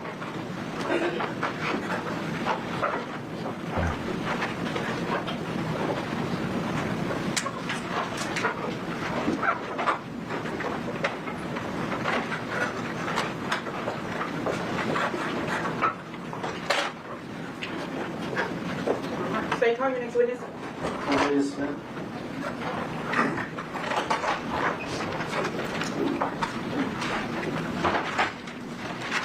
He said Cornelius Smith. So Cornelius is on the stand. Oh, this is, I think, where he's about to start State singing. your next witness. Cornelius Smith. Oh man, here we go. Hey, Donkey, come on, man.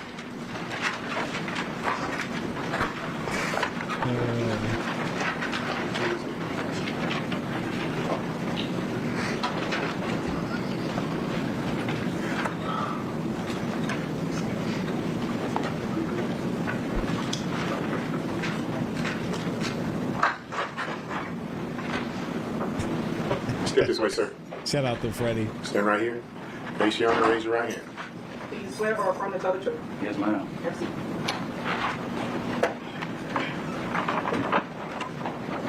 All right, Mr. Smith, tell me your name. Cornelius Smith, And spell the first name Cornelius, and last name. Smith. Now, there's a microphone next to you to your right, but you don't have to worry about it. Church. You can look out toward me. All right, Keep your so voice up. again, for those of y'all who are wondering who this is Cornelius Smith. He is allegedly the other gentleman who shot at young Dolph that day. So I can hear you back here, okay? Yes, sir. And when I ask a question, or when the defense attorney asks a question, or the judge asks a question, you got to verbalize your answer, okay? So shaking the head and everything, I know what it means. Yes, sir. But she's taking down what you say, and so we need it like that. Yes. All right? How old are you? I'm 34. Where are you from? I'm from Memphis, Tennessee. What neighborhood? Like, on down here. Okay. Like what streets did you grow up on? Off Lamont Sims. All right. You got a family? Yes, sir. I have 5 children still living. I lost my son in March of 2020. Okay. And let's talk about 2020 because, well, that was a terrible thing, right? Yes, sir. How old was he? He was 9 at the time. And that had an impact on everybody. Yes, sir. Had an impact on you. Yes, sir. It caused you to take up some old habits. Yes, sir. I went back to popping pills and not caring about nothing. Before 2020, were you working? I worked in schools in Germantown. What'd you do for the schools in I was a Germantown? janitor. Did you do good at that job? Yes, sir. Your son dies, you say you start popping pills. Yes, sir. Oxycodone and ecstasy. Street drugs. Yes, sir. Did you start hanging back in your old neighborhood? Yes, sir. Started hanging around a lot of old friends. All right. Some of those old friends trouble? We all in trouble. I'm gonna say that. We all in trouble. And I'm looking Okay. here, Cornelius, at your criminal record. You were convicted of aggravated assault in 2011, is that correct? Yes, sir. Convicted of misdemeanor drugs in 2014? Yes, sir. I'm sorry, 2012. 12. Case started in 2011 and ended in 2012. Yes, sir. That was misdemeanor drugs. Oh, y'all are wondering about the camera angle. The judge gave an instruction earlier that she doesn't want the witnesses' faces to be shown. Even though this man, we know exactly what he looks like, we know who he is, the judge decided she doesn't want them to be shown. So that's that's why we've got this view. Convicted man. of misdemeanor drugs in 2014. Yes, I know sir. it's I'm rough. sorry, 2012. 12. Case started in 2011 and ended in 2012. Yes, sir. That was misdemeanor drugs. Yes, sir. And then resisting official detention in 2014. Yes, sir. That's Sam Cornelius Smith. Yes, sir. And you're presently charged in this case with conspiracy to commit murder and with murder. Is that correct? Yes, sir. And you have an attorney in this case. Is that correct? Yes, sir. And is he in the courtroom? Let me get out of your Yes, way. sir. Okay. What promises have I made to you with regard to your testimony today? No. Have I told you that you're not going to testify and walk out of here? Yes, you told me that. Do you know that you're going to prison? Yes, sir. Wow. Have I told you that it's very important, though, for you to tell the truth? Yes, sir. I told you it's important to tell the truth because I said so, Yes, sir. and because the judge will evaluate whether or not you told the truth. Right. And have I told you it's in your best interest to tell the truth? Yes, sir. Are you here to tell the truth? Yes, sir. I want to skip forward. Okay? We're going to go back to everything. But I want to skip forward. Tell me about the day that you were arrested for this Yes, case. sir. It was my daughter's birthday, actually. And His daughter's I was out. birthday. I had Dang. took her some cake and ice cream to school for her birthday. And the U.S. Marshals they were trailing me the whole time. I didn't know that they were trailing me Get out the because I way. had saw Goban the day before. And he was telling me that, police was on to us or whatever. And he asked me when the last time I spoke to Justin. And he was saying, I was like, it been a minute. So he was like, they just ran in Justin's spot the night before. And he said that they been shooting at him. And that I need to get rid of my phone because they own us. And the next day, I was locked up. Like, Dang. Police captured you? Police captured you that day? Next day. Did they get your phone that day from you? They didn't get it from me. I left it with my children's mother. Or whatever. Did they get your phone from your children's mother? Yes, sir. That's tough. So you didn't throw it away like Govan told you to? Nah, I ain't threw it away. I gave it to her. Oh. Now, when the police first arrest you, I mean at the very start, do you say, hey, I want to tell you the truth about this whole thing? No. I ain't never did it. Okay. Did they interview you right after they arrested you? Yeah, they interviewed me in Mississippi. Okay. Did you tell them the truth or the lie? I told them that. Okay. At some point, everybody's lying after here. you were arrested, did you decide to tell the truth? Yeah, once I came to my senses and Justin had wrote me a kite. Somebody. Justin. So let me tell you, when you hear another lawyer speak up an object, that means you stop talking. Okay? And you'll be instructed to either move on or to another question. Okay? And I think so the objection is going to be hearsay. So let me try to get you. Let's try to back up, okay?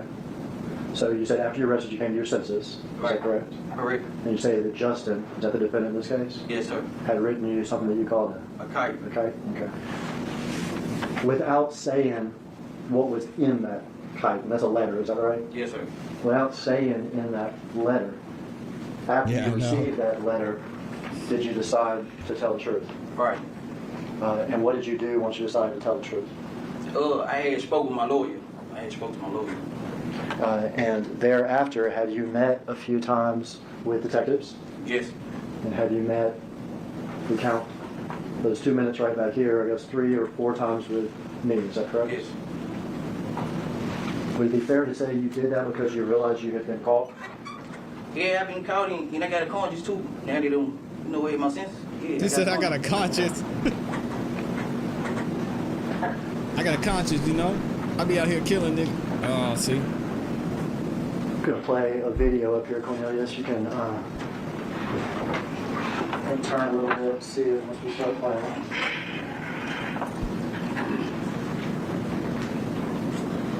All right, here we go. This is where it all went down.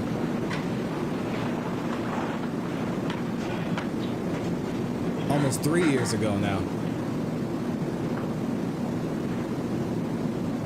And for the record, you're playing what's will marked be, as, or will be marked as exhibit number 5. you can stop it right there. All right, Miss, what are we looking at? Well, that's the day that we had saw young Dolph and Pully and Makitas. All right, so whose car is that? That's young Dolph's car. All right, and you say we, who saw this car? Me and Justin. Well, let's back up then and tell me, how do you know Justin? Do Govan. All right, and who is Govan? Hernandez Govan Quick. We know him by Quick. Okay, who is Quet? Associate. Oh, quit. All right, you said Okay. associate, is he younger or older than you? Oh, Thank you. What neighborhood does he hang out in? Orange Mountain. Does he live over there? Yes, sir, he did. Do you know what street his house is on? Brad. You familiar with that street? Yes, sir. Did you ever buy drugs from Mr. Govan? Yes, I brought ecstasy pills. Okay, would he sell you ecstasy pills? You ever heard the term like old head? Nah, Okay. Would you consider him sort of a older You've heard the term criminal old head. Come figure on in the now. neighborhood?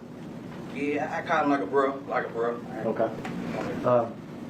Did you have another guy in that neighborhood you used to hang out with too? Yeah, Big Bobby. Big Bobby. Is that Bobby It's a Carter? Corvette. Looks like a Stingray. How often would you be over there on Bradley Street? It's just just rap. about every day. Okay. So this was a hangout area, and you would buy ecstasy from Quet. Quick. All right. How is it that you met Justin through Quet? Just, like, being around, basically. Being around. Would Justin be around Quet too? Yeah, he'll be around quick. Do you know why Justin would be around Quet? They look at each other like brothers. Brothers, and then just rap or whatever.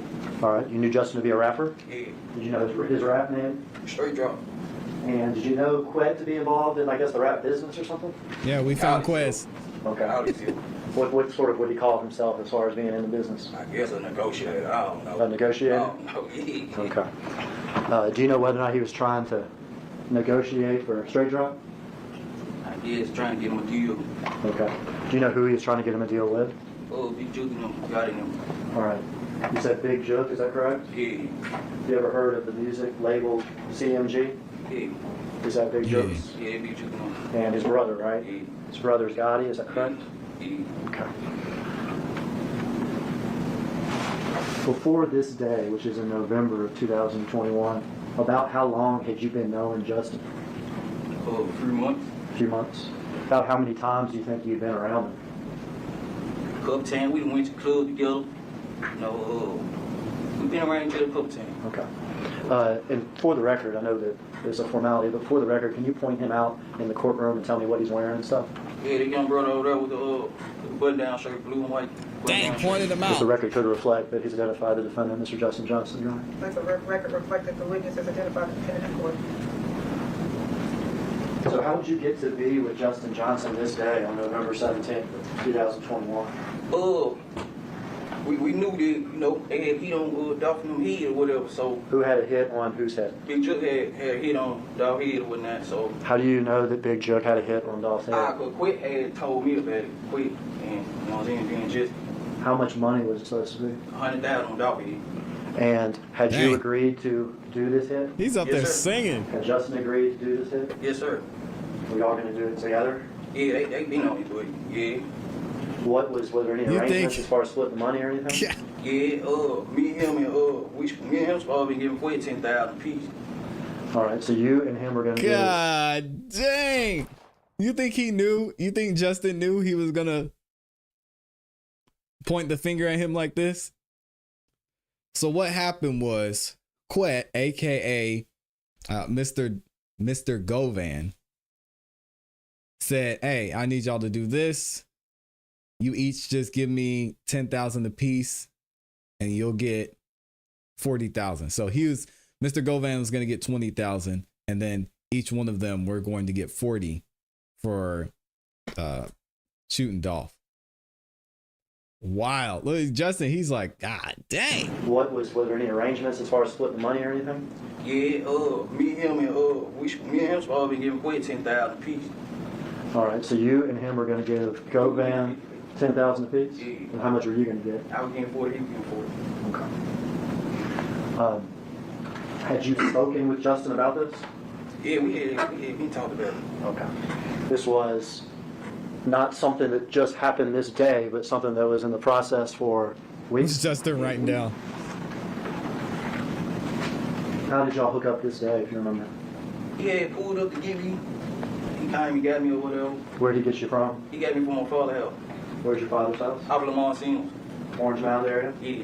Had either you called him or he called you or anything like He this? had called me first time I missed the call. Then he called me back. I answered. He was telling me basically they were pulling up because we already knew what was going on.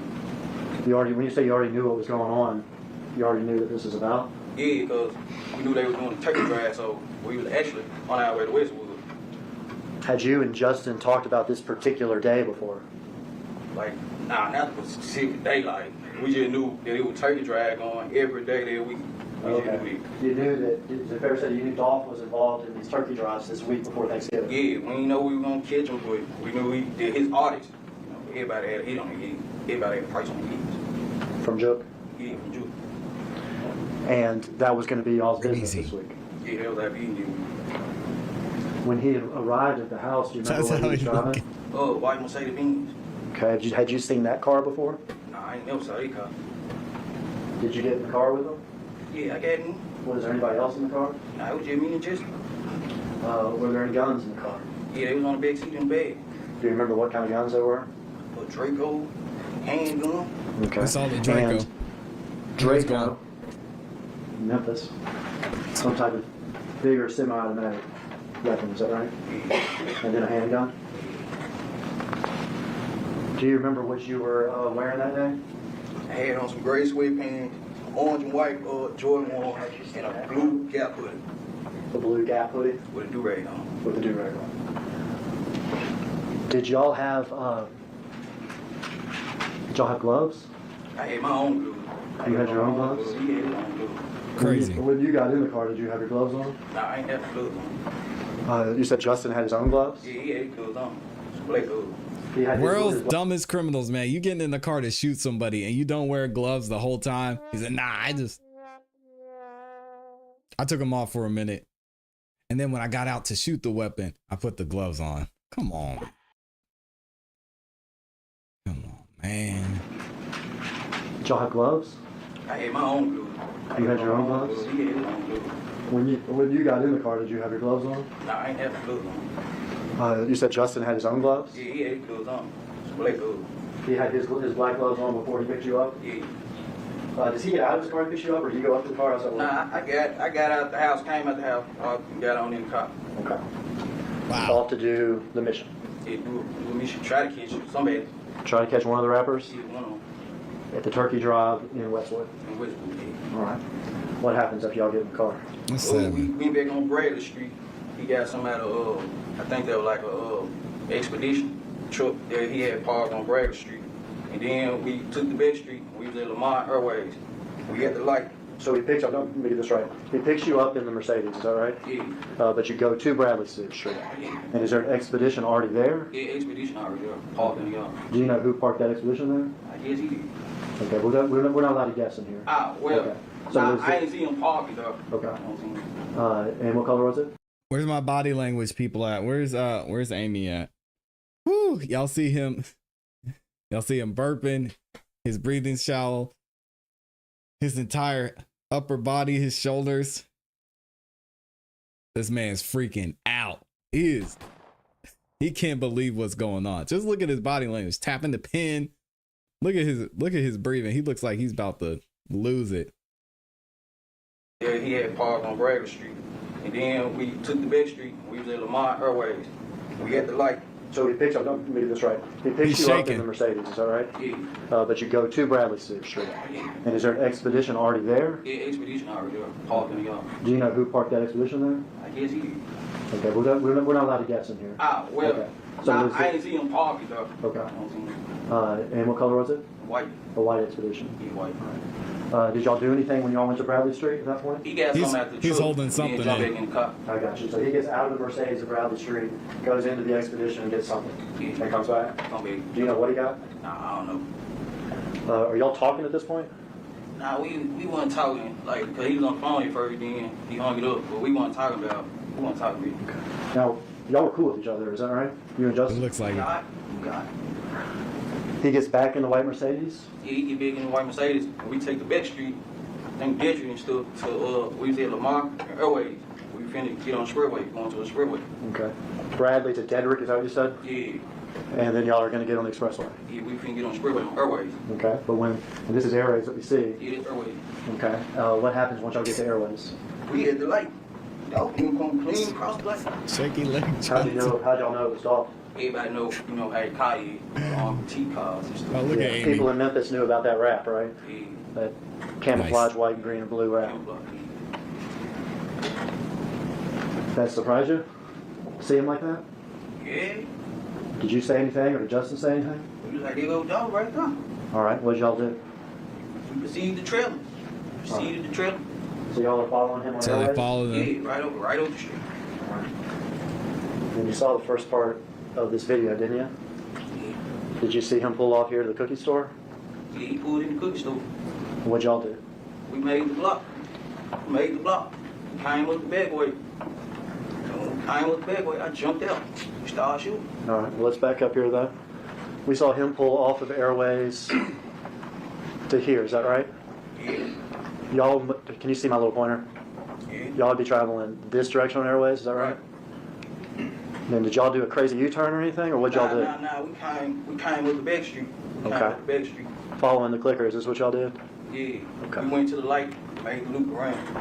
Did you see him get out of his car like this? Nah, I ain't seen him get out the car. Okay.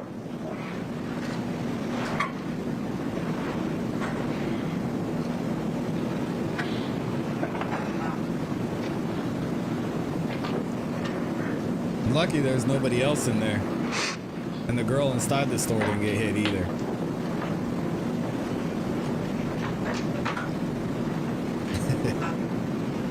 That man said,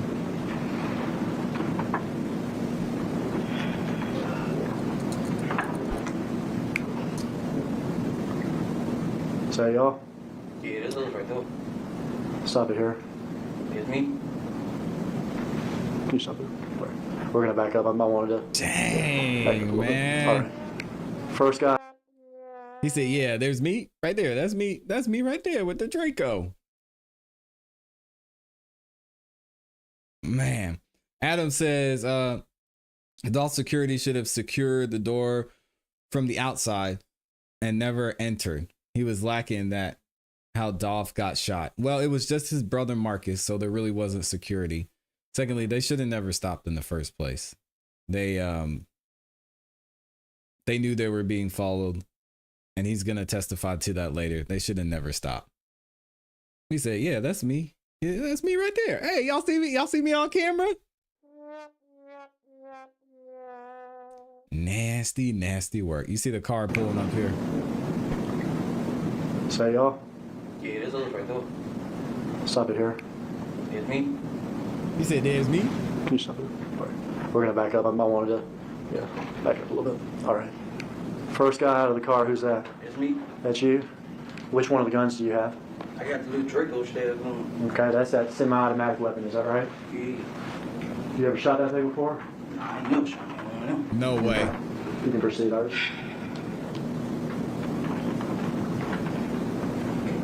That's your gap, buddy. Is that right? Yeah, it's me. That's you. Who are you shooting at? Yeah, no doubt.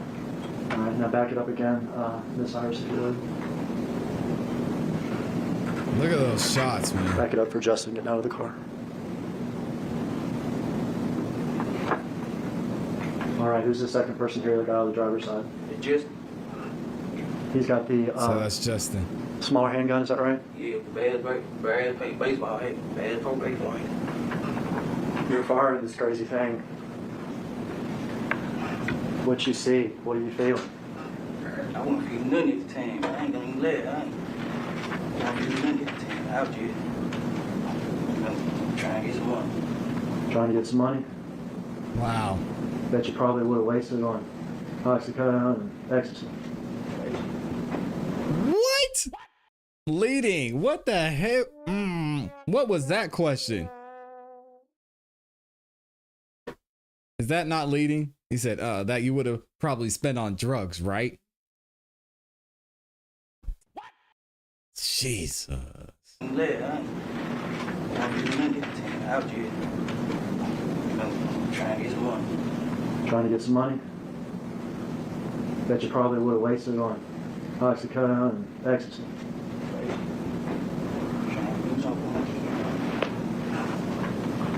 You shot that gun a bunch? Asked and answered. Objection. See how many times I shot out.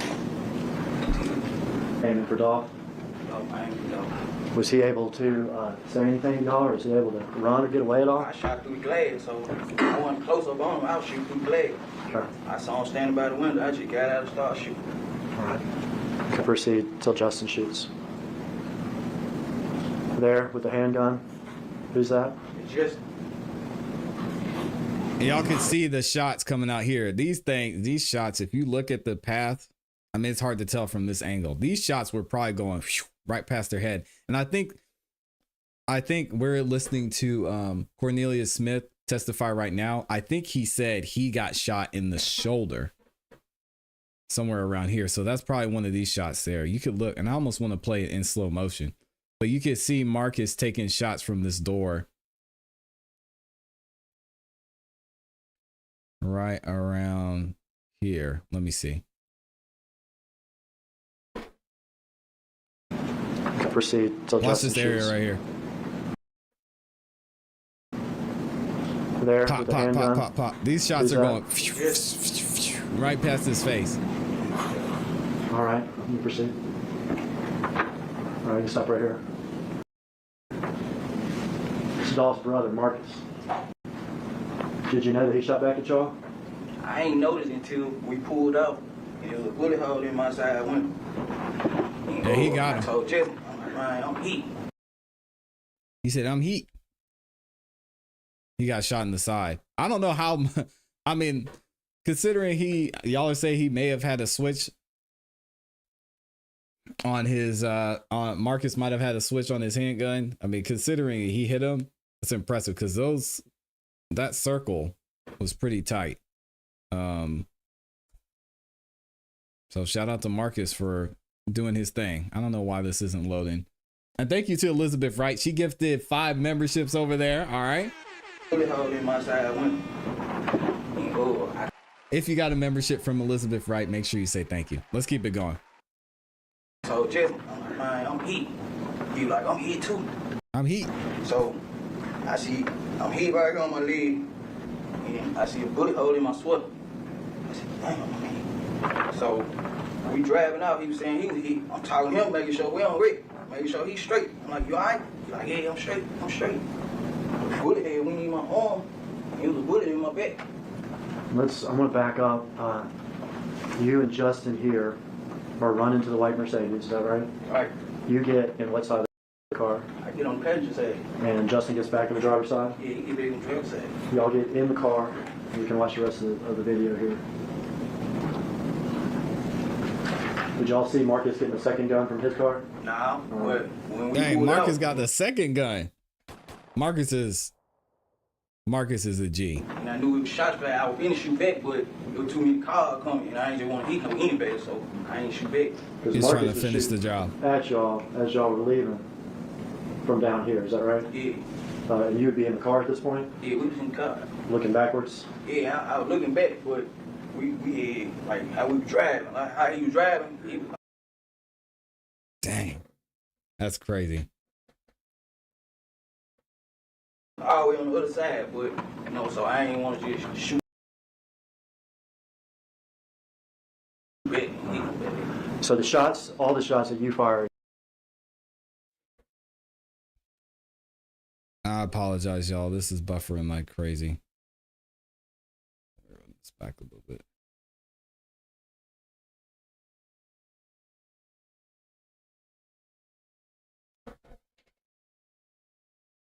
At y'all as y'all were leaving from down here, is that right? Yeah, And you would be in the car at this point, yeah, we was in the car. looking backwards? Yeah, I was looking back, but we like how we was driving, like how he was driving. He was all the way on the other side, but so I ain't want to just shoot back. So all the shots that you fired were the ones we saw right here with Dolph, is that right? Yeah, And Justin too? yeah. All right, so y'all didn't shoot back at Marcus as y'all were No, we driving? shoot back at him. You say you got shot in the shoulder? Yeah, I got hit in my shoulder, in my upper arm. I believe In it. the upper arm, shoulder area of On my leg. your right and your leg. And you realized you had been shot once you got in the car? Yeah, once I got in the car. Could you still have a scar from when you got shot in the arm? Is that right? Yeah, right. Yeah. Mark, I can step down and display this to the jury real quick. Come on, Mr. Smith. Terrible. Turn sideways here. Just walk down this way. Backwards toward the field.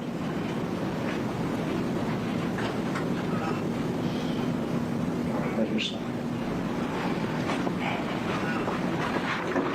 All right. Right, been there You his and whole Justin his jumped whole back in the life. car. You've been hit in the shoulder Down my leg. and in the leg. Justin may or may not have been hit, but said Yeah, something got scraped on your bit. straight in the back. All right, what now? We went back on Bradley Street. Did y'all go to Bradley Street slow or fast? Nah, we went back fast. Or they fast? Shit, we went back fast. No, we caught. So Okay. he gave me the keys to the expedition. Bet. So He he gave you- paused the beans. Who gave you the keys to the Justin expedition? gave me the keys to the expedition. Okay. So I moved the truck out the way, and he pulled the beans in the yard. So the expedition, was it parked in the driveway at Bradley? Yeah, we bought in the driveway. And he gives you the keys to the expedition? Yeah, You get inside to move it? yeah. And then where does he put the Mercedes? He put it like right there, where the expedition in the front yard. Okay, so the front driveway area of Bradley, is that right? Right. What do you do next? We jumped in the expedition. We was on our way to the gas station. We FaceTime Juke, let them know that they was out of work. Who FaceTime Jook? Justin had FaceTime Juke, spelling out Dolph. You know what I'm saying? Let them know that we did it. And let's back that up. You say, let him know it was y'all's work. Right. You said somebody spelled out Dolph. Who spelled out Dolph? Justin spelled out Dolph. When you say spelled out Dolph, what do you mean? Like the sign language. With Jailhouse sign language. like this would be an O? Nah, yeah, I think all Nasty, nasty work. Okay. Something like that. All right, so there was some signing that y'all just took care of Dolph. Who's that? Short call, long call? It was short. Did you hear Jook say anything back? Yeah, he'll get with us when he get done with the kids. Or get up on him. He'll get with y'all when? I didn't hear that last When part. he get up with finish with the kids, or something like that. But he was busy with his kids? Yeah, something like Gotcha. Gotcha, but he would get up with y'all after that? Okay. How are you feeling at this point? that. He point, I'm hurting because I was shot. Where are y'all's guns at this point? No kidding. We had him in the backseat for the expedition. Okay, so y'all brought them with you from the Mercedes to the expedition? Yeah. Were y'all still wearing your gloves, do you remember? Yeah. True. Scared. I don't remember. Okay. So y'all are in the expedition. The FaceTime call with Jook has happened. What do y'all do? Where y'all headed? What y'all say? Yeah. We went to the gas station, put the gas in the expedition truck first in the University Memphis area. Yeah, they in Memphis, so they go ski yee. Then he The was trying to ad-libs find are Justin, crazy. trying to find somebody at the house we go, so we get cleaned up or whatnot. All right. You needed some medical attention or something. Yeah, he had called one of his partners. Justin had called one of his partners to bring me a wound kick, or whatever. Do you know who we called? I don't know what he got. Okay. Do you have your phone with you during this? Nah, my phone, I had left my phone in the bin, in the safe bin. All right, so when you got in the bins from your house, did you have your phone with you? Yeah, I had my phone, I put it in the glove department. Okay. Yeah. When you got out to shoot Dolph like we saw, did you have your phone with you? Nah, it was in the glove department of the bin. Okay. Had you put it in the glove compartment so that it wouldn't be on you? Yeah, I put it in. But you forgot. Yeah, So when you and Justin in the expedition, you don't have your phone, but he has That's a his. fact, Sean.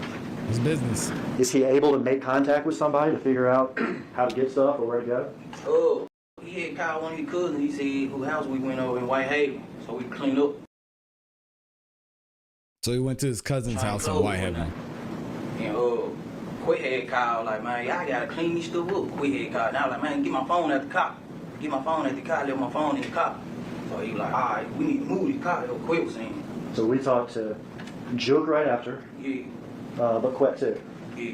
And do you remember whether or not the conversations with Quet happened before y'all got to his cousin's apartment or after? Yeah, I can't recall. Okay. But it was all close together. I agree. And tell me again what Quet said during these conversations? Yeah, we had to like get rid of the car. We had to move the car, get rid of it. Because y'all had put this car in a driveway on Bradley, Yeah, right? right across the street from your house. Right across the street from where Quet lives. Right. And he said y'all need to move this. Yeah, we gotta burn it junk up. Gotta get rid of it. Y'all were busy trying to get yourselves taken care of though. Yeah, we we changed clothes with her, and I had pole peroxide on me and wrapped myself up, and I had to text my girl to come get me. text her the address off of Justin's phone to come get me. And let's get there, but you said that Justin had contacted his cousin about going to her place, is that right? Yeah. Is that Kiana Hopper? Yeah. Did y'all in fact go to her place? Correct. When y'all went to her place, what car were y'all in? We was in the white Expedition. When y'all get to her place, what do y'all do? Well, we need to chain clothes, and we was in there. She had helped me for a minute before the wound keep came. She was helping me out or whatever. We chain clothes, and the wound keep came. I was able to, put a bandage on it and stuff like that. Okay. I want to show you a video. Too calm. He knows he's about to get locked up, so he said, hey, whatever. He's not worried about it. He's telling them everything. Yeah, you see that, Donna?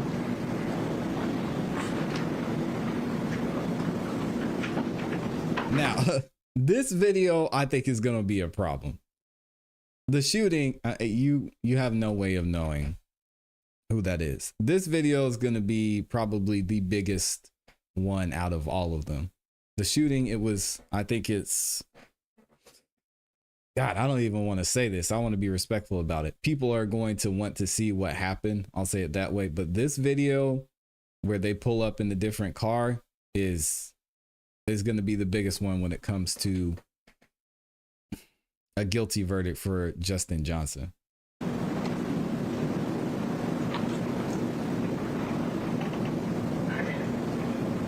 See that person there? Yeah.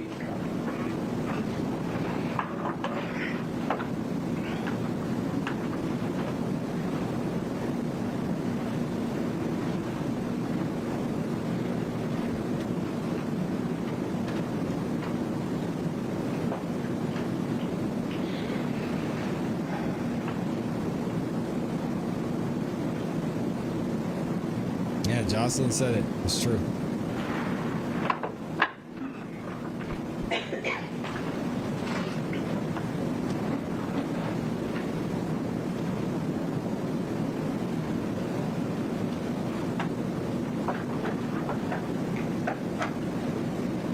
Is that the white Expedition?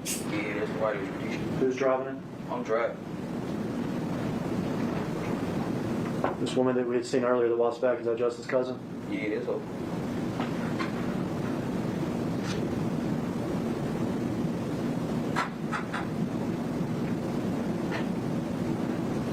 Yeah, y'all trust people if you want to.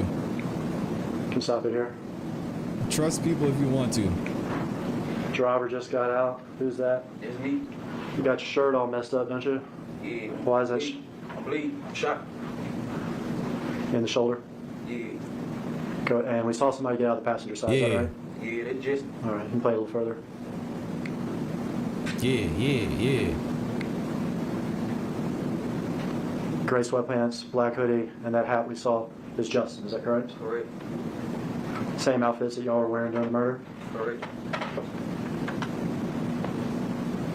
Y'all. And the issue that the prosecution is going to have is actually putting Justin at the crime scene because, I mean, okay, he might be wearing this same outfit, but can you, without beyond reasonable doubt, say that was him that fired the shots? Could he be the fall guy? I mean, we still have a lot of information we have to learn. And that hat we saw is Justin, is that correct? Correct. Same outfits that y'all were wearing during the murder? Correct. He's singing. Y'all go inside. Tell me what y'all do once y'all get inside. We go chain clothes. We chain clothes. We didn't talk too much to her about nothing, did we? Ain't nothing like this. All right. But we had chain clothes or nothing. Tell me about your shoulder. Oh, I was bleeding. Like, I was bleeding and stuff, so she gave me some peroxide and stuff, put on my shoulder or nothing. And the wound keep pulled up, so I was able to bandage that junk up. Wound kit. Did you say pulled up or came up? Is that right? Yeah. Had Justin gone outside? Yeah, he went outside to get the bag. Play that next video.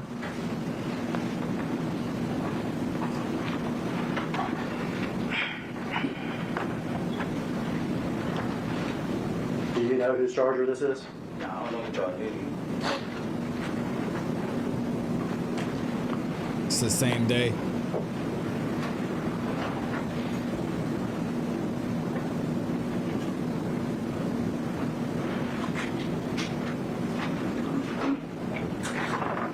Who's gonna get out of this car?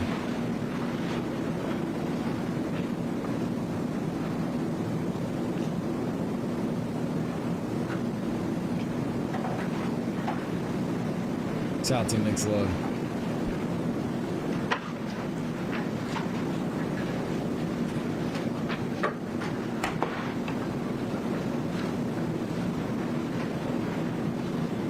It looks like a surveillance camera.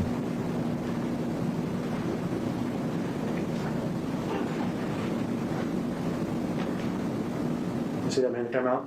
Yeah. Who's that? It's just He's taking off the hoodie, is that right? taking off a hoodie. He doesn't have the hoodie on anymore, does he? Nah, we had trying clothes.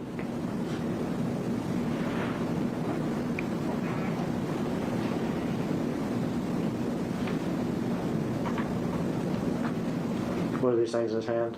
Oh, that's the wound kit. Walgreens, baby.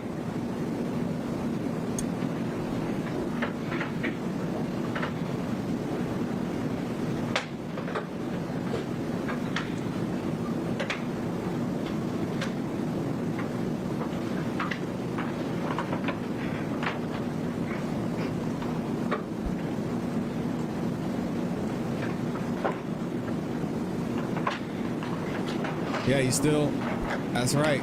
You still can't tell that it's him.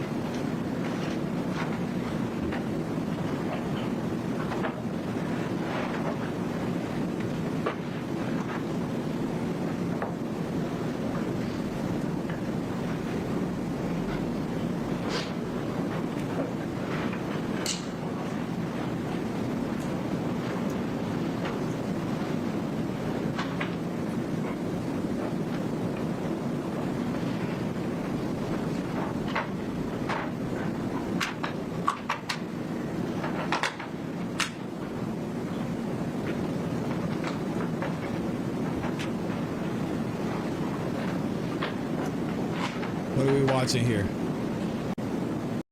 Oh, there he goes. He's getting out of the car now.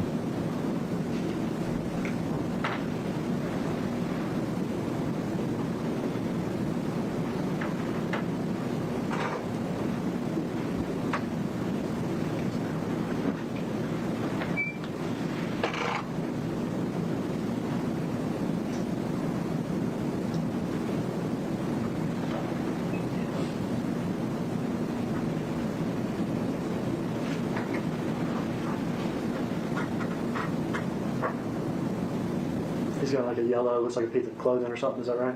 Yeah. And then the wound care bags? Yeah. Does he come back in the apartment? Yeah, he come back in with the wound care. The wound kit. And then wound care wise, what happens in there? Oh, clean me up. We got clean each other really good. Yeah, got scraped on the back. I can see it.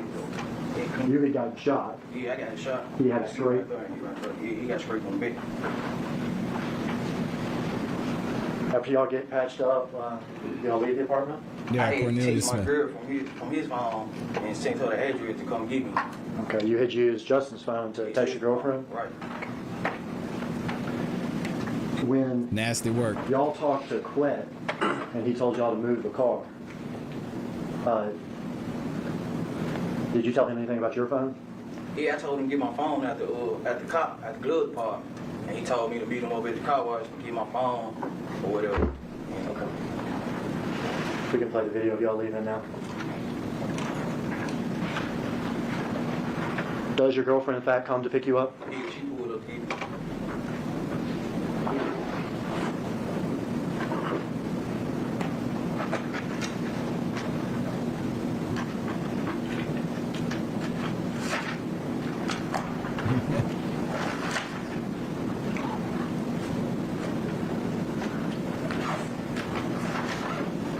Who's in the yellow hoodie? That Justin in the yellow hoodie, and me with the black.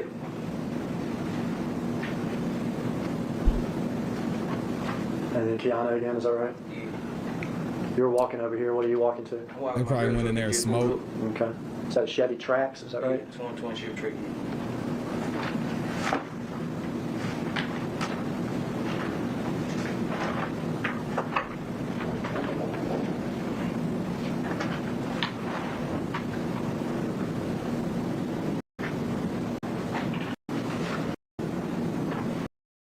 Yeah, I was actually finna go get my phone from Quick and go get me some pills because I was shot up. And he was finna go get the money from Juke. He supposed to, we. Is this a Chevy Trax? Yeah, it's a Chevy Trax. Justin there in the yellow? Yeah. Does it have the surveillance from the car wash too? Probably not, I guess.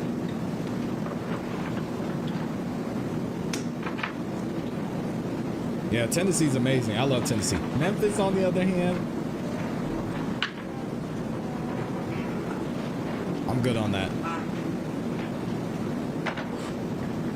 All right, y'all. We're going to have to pick this up tomorrow. Or depending on what happens with YSL, we might be able to get back into this today. I'm trying not to get too behind on this trial because I think it's going to be interesting. This will be interesting to see another perspective on how this legal system works, but we're going to have some YSL coverage for y'all today as well. So we'll have a little bit of an afternoon show starting at 12:40. We'll say 12:38, 12:45 p.m. Eastern Standard Time. So we'll be back right here. Y'all don't go anywhere. Do me a favor. Make sure you like the video on your way out, and I'll see y'all in about